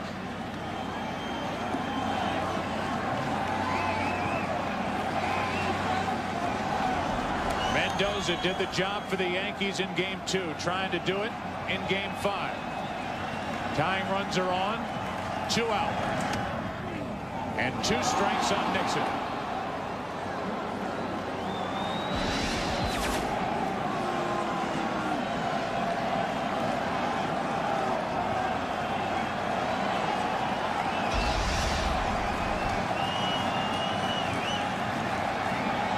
The 1-2. A pop-up third base side. Brocious. And Mendoza has done it again. Ramiro Mendoza shut down a rally in the 8th inning of game 2. He shuts down a rally in the 8th inning here in game 5. Yankees up by 3.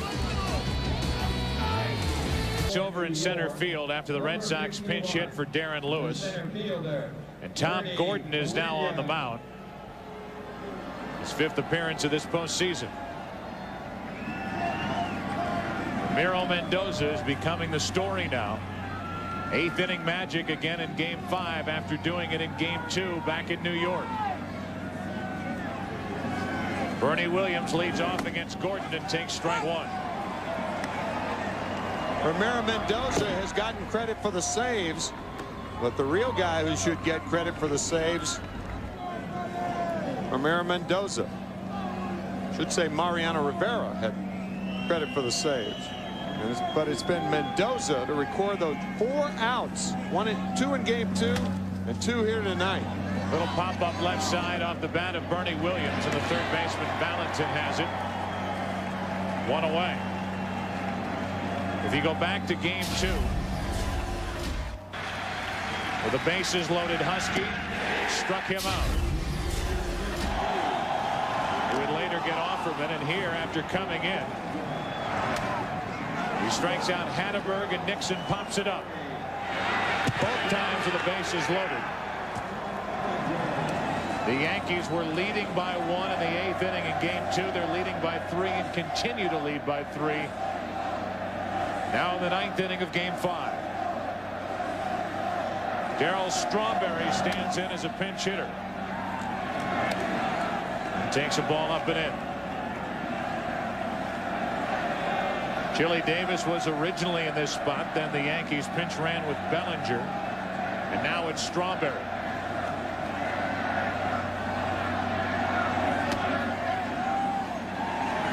Big shift on in the infield for Strawberry. Valentin, the third baseman, is all by himself on the left side of the diamond. 1 out, nobody on. And Strawberry lines a base hit into right. He's on with 1 out here in the 9th inning. Strawberry, who put the Yankees out in front in last night's game 4 with his shot with 1 out.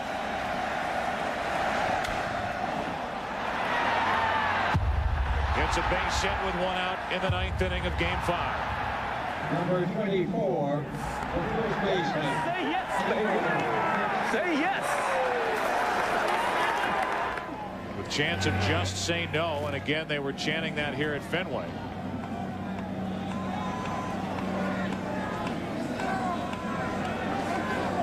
Strawberry last night homered, tonight singles, and he's lifted for a pinch runner. That's Chad Curtis. Number 28, Chad Curtis. So Strawberry, as a pinch hitter, gets a base hit to right, and Tino Martinez will bat against Tom Gordon with 1 on, 1 out. Another night of missed opportunities, as it was for the Red Sox in that game 2 we continue to talk about. Curtis doesn't waste any time. Takes off. Throw down. He is safe with a stolen base. And he's at second with only one away here in the 9th inning. Joe Torre emptying his holster and trying to put Mariano Rivera in a non-save situation. It's rare that Rivera comes into a game in a non-save situation, but Joe Torre probably thinking it's rare that you have a chance to clinch the ALCS. Martinez, strike 2. Finish the story on missed opportunities, and this will be worn out from here on if the Red Sox fail to win this game, even if they do come back and win it. Up to this point, the Red Sox are 0 for 4 with a runner at third and less than 2 out. Wow. Have not produced a run, and they're 0 for 10 on the night with runners in scoring position. They've stranded 11.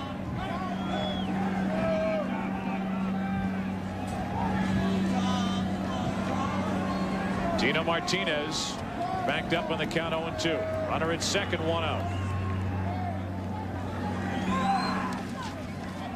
And another save by Varitek, who through all of these defensive lapses by the Red Sox continues to play well and block pitches in the dirt well for these Red Sox hurlers. So the count 1-2 on Tino Martinez.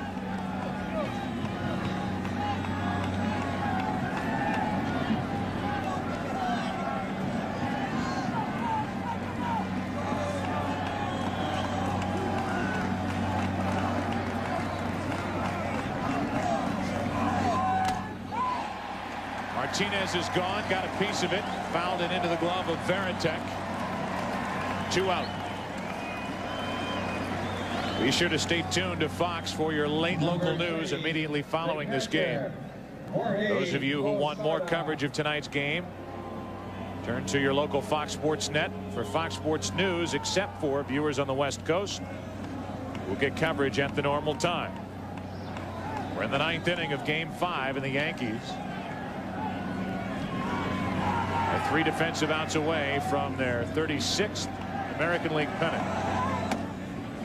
As Gordon misses high with ball 1 to Posada.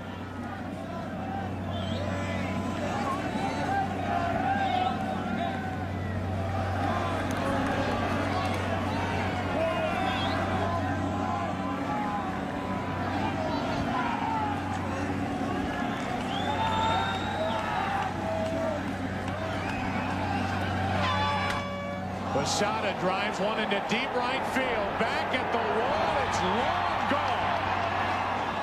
Jorge Posada with a 2-run shot. And it's 6-1 New York in the 9th.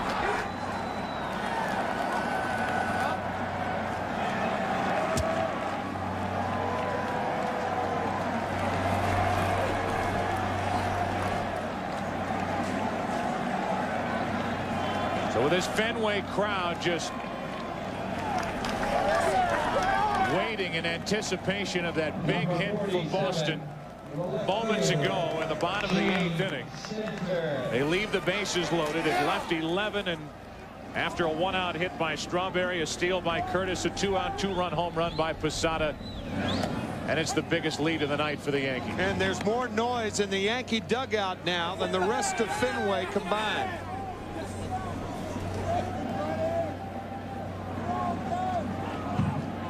Six to 1 Yankees in the 9th inning. 1 ball, 1 strike on Spencer. Did Posada ever tag this inside fastball from Tom Gordon? And did he know it? Yes.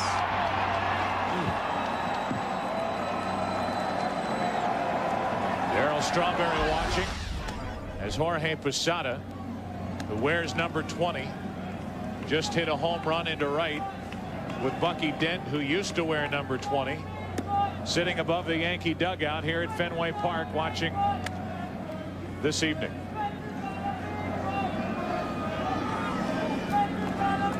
Two balls and a strike. 2 out, nobody on, 2 runs home.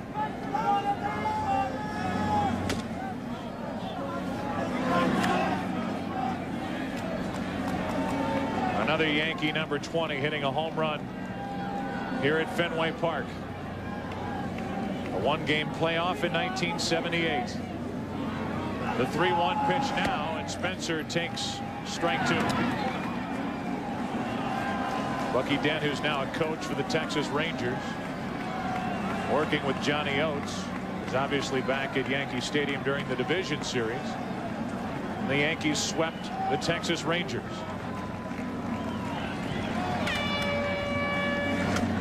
And now the Yankees are 3 outs away from disposing of the Red Sox in the ALCS, leading 3 games to 1. Here in Game 5, we go to the bottom of the 9th inning. Yankees up 6-1. Well, be sure to stay tuned to Fox for your late local news immediately following this game. For those of you who want more coverage of tonight's game, turn to your local Fox Sports Net for Fox Sports News. Except for those out on the West Coast, you'll get that at the normal time. And stay with us, because after this game, if it stays the Yankees in the lead and an eventual Yankee victory, we will have the celebration for you. The Yankees will make their return to the World Series to defend their title. Bob Brentley is down there. Steve Lyons, Keith Olbermann. There's a strike. And Mendoza, who had 3 saves during the regular season, will try to get a save here by finishing off the Red Sox in the 9th inning. 1-2 on Offerman.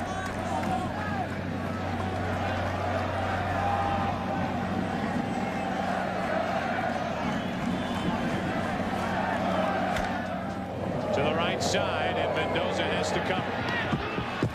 Put out 3-1, and the leadoff man is gone here in the 9th inning for the Red Sox.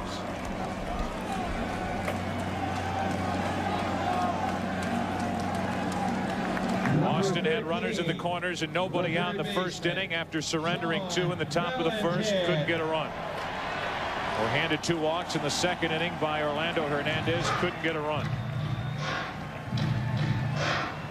Had Nomar Garciaparra at second base with nobody out, eventually at third with 1 out in the 6th inning. Couldn't drive him home. And after getting the home run to lead off from Varitek in the 8th,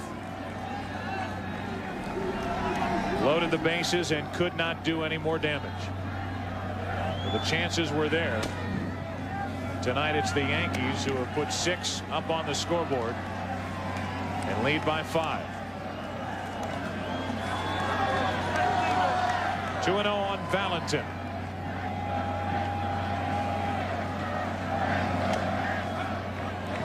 Oh, no. 2-1. Valentin, who is a direct link. The Red Sox teams of the late 80s.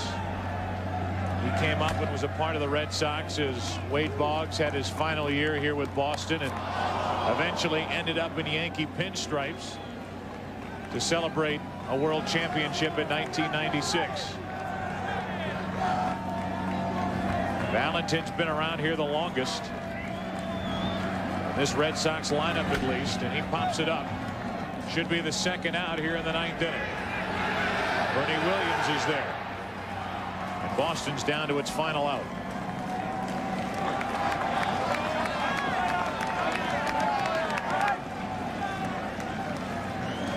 The only one with an RBI, which was, by the way, his first in this ALCS. Jason Varitek is at the plate with the bases empty, 2 down.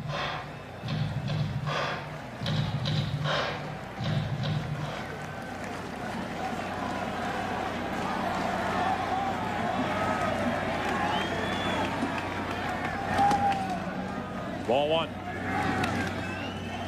The Yankees, who have won 24 World Championships, 35 American League pennants, 1 out away from their 36th. 1 ball, 1 strike.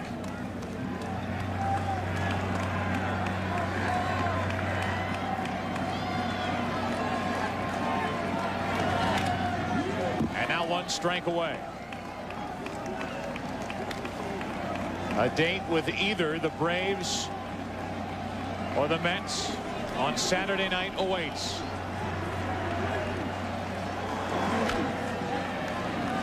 A rematch of the Yankees and Braves of 1996 in the series, or the first time two New York teams have faced one another in the World Series since 1956.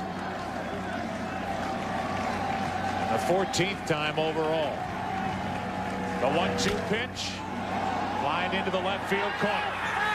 They're waiting for it as Spencer and the Yankees are going back to the World Series to defend their crown. Congratulations to the New York Yankees. World Series bound yet again. They've won 2 of the last 3, and they are going back in 1999.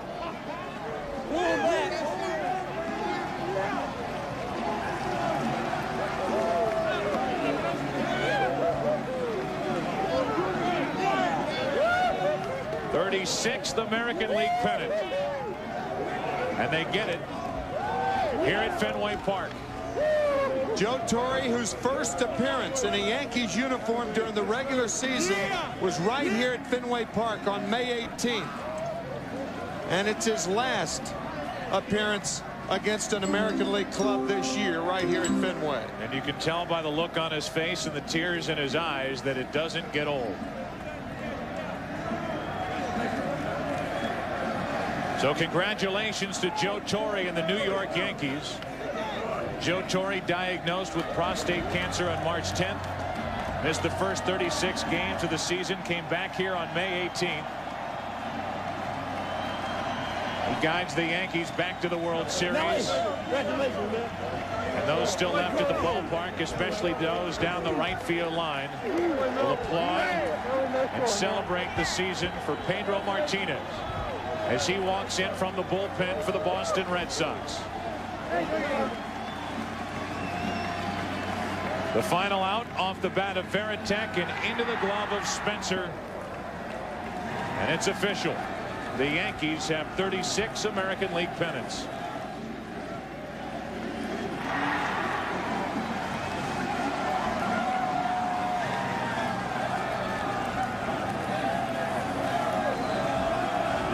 And while we watch the Yankees celebrate, we go down to Steve Lyons, who's standing by with Derek Jeter. All right, guys, thank you very much. Got Derek Jeter here. And Derek, a huge 2-run homer in the first inning. You take this crowd right out of it right after last night. That had to be important for this club. Oh, yeah, we were talking about it. We wanted to score early and we'll give Duque a little bit of breathing room. And 2 runs, that's all he needed today. Man, when are you going to fall out of the tree? Because this is not what guys are supposed to do. They come into the league, they go to the World Series 3 out of their first 4 years. You got to feel great about your career. Oh, it's going great. I mean, what can you say? I'm in the right place at the right time. You know, we played hard. We got a bunch of gamers on this team, and it seems like everyone wants to say we can't do it, but we continue to do it.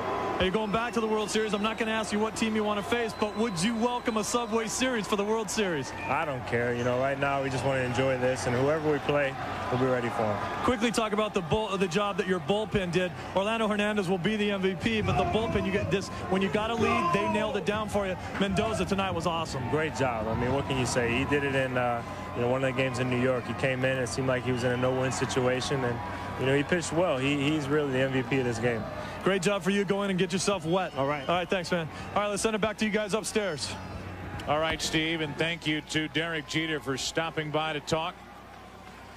Paul O'Neill and the Yankee Ball Club, a very different team from a year ago. A team that marched through the regular season and for the most part marched right through the postseason to a grand total of 125 victories. A different team, but a dangerous team nonetheless. And for a lot of reasons, it's probably more satisfying for Joe Torre and the rest of the Yankees this year because of all the problems they had earlier. Don Zimmer taking over the reins of the team until May 18th, and then Joe Torre returning triumphantly. But it was a tougher road to hoe this year. And for that reason, as you said, they could be equally dangerous going into the World Series against either Atlanta or the Mets. We'll take a break, come back, continue with a celebration for the Yankees. They win the American League pennant, a 6-1 victory in Game 5 over the Red Sox. Back in a moment.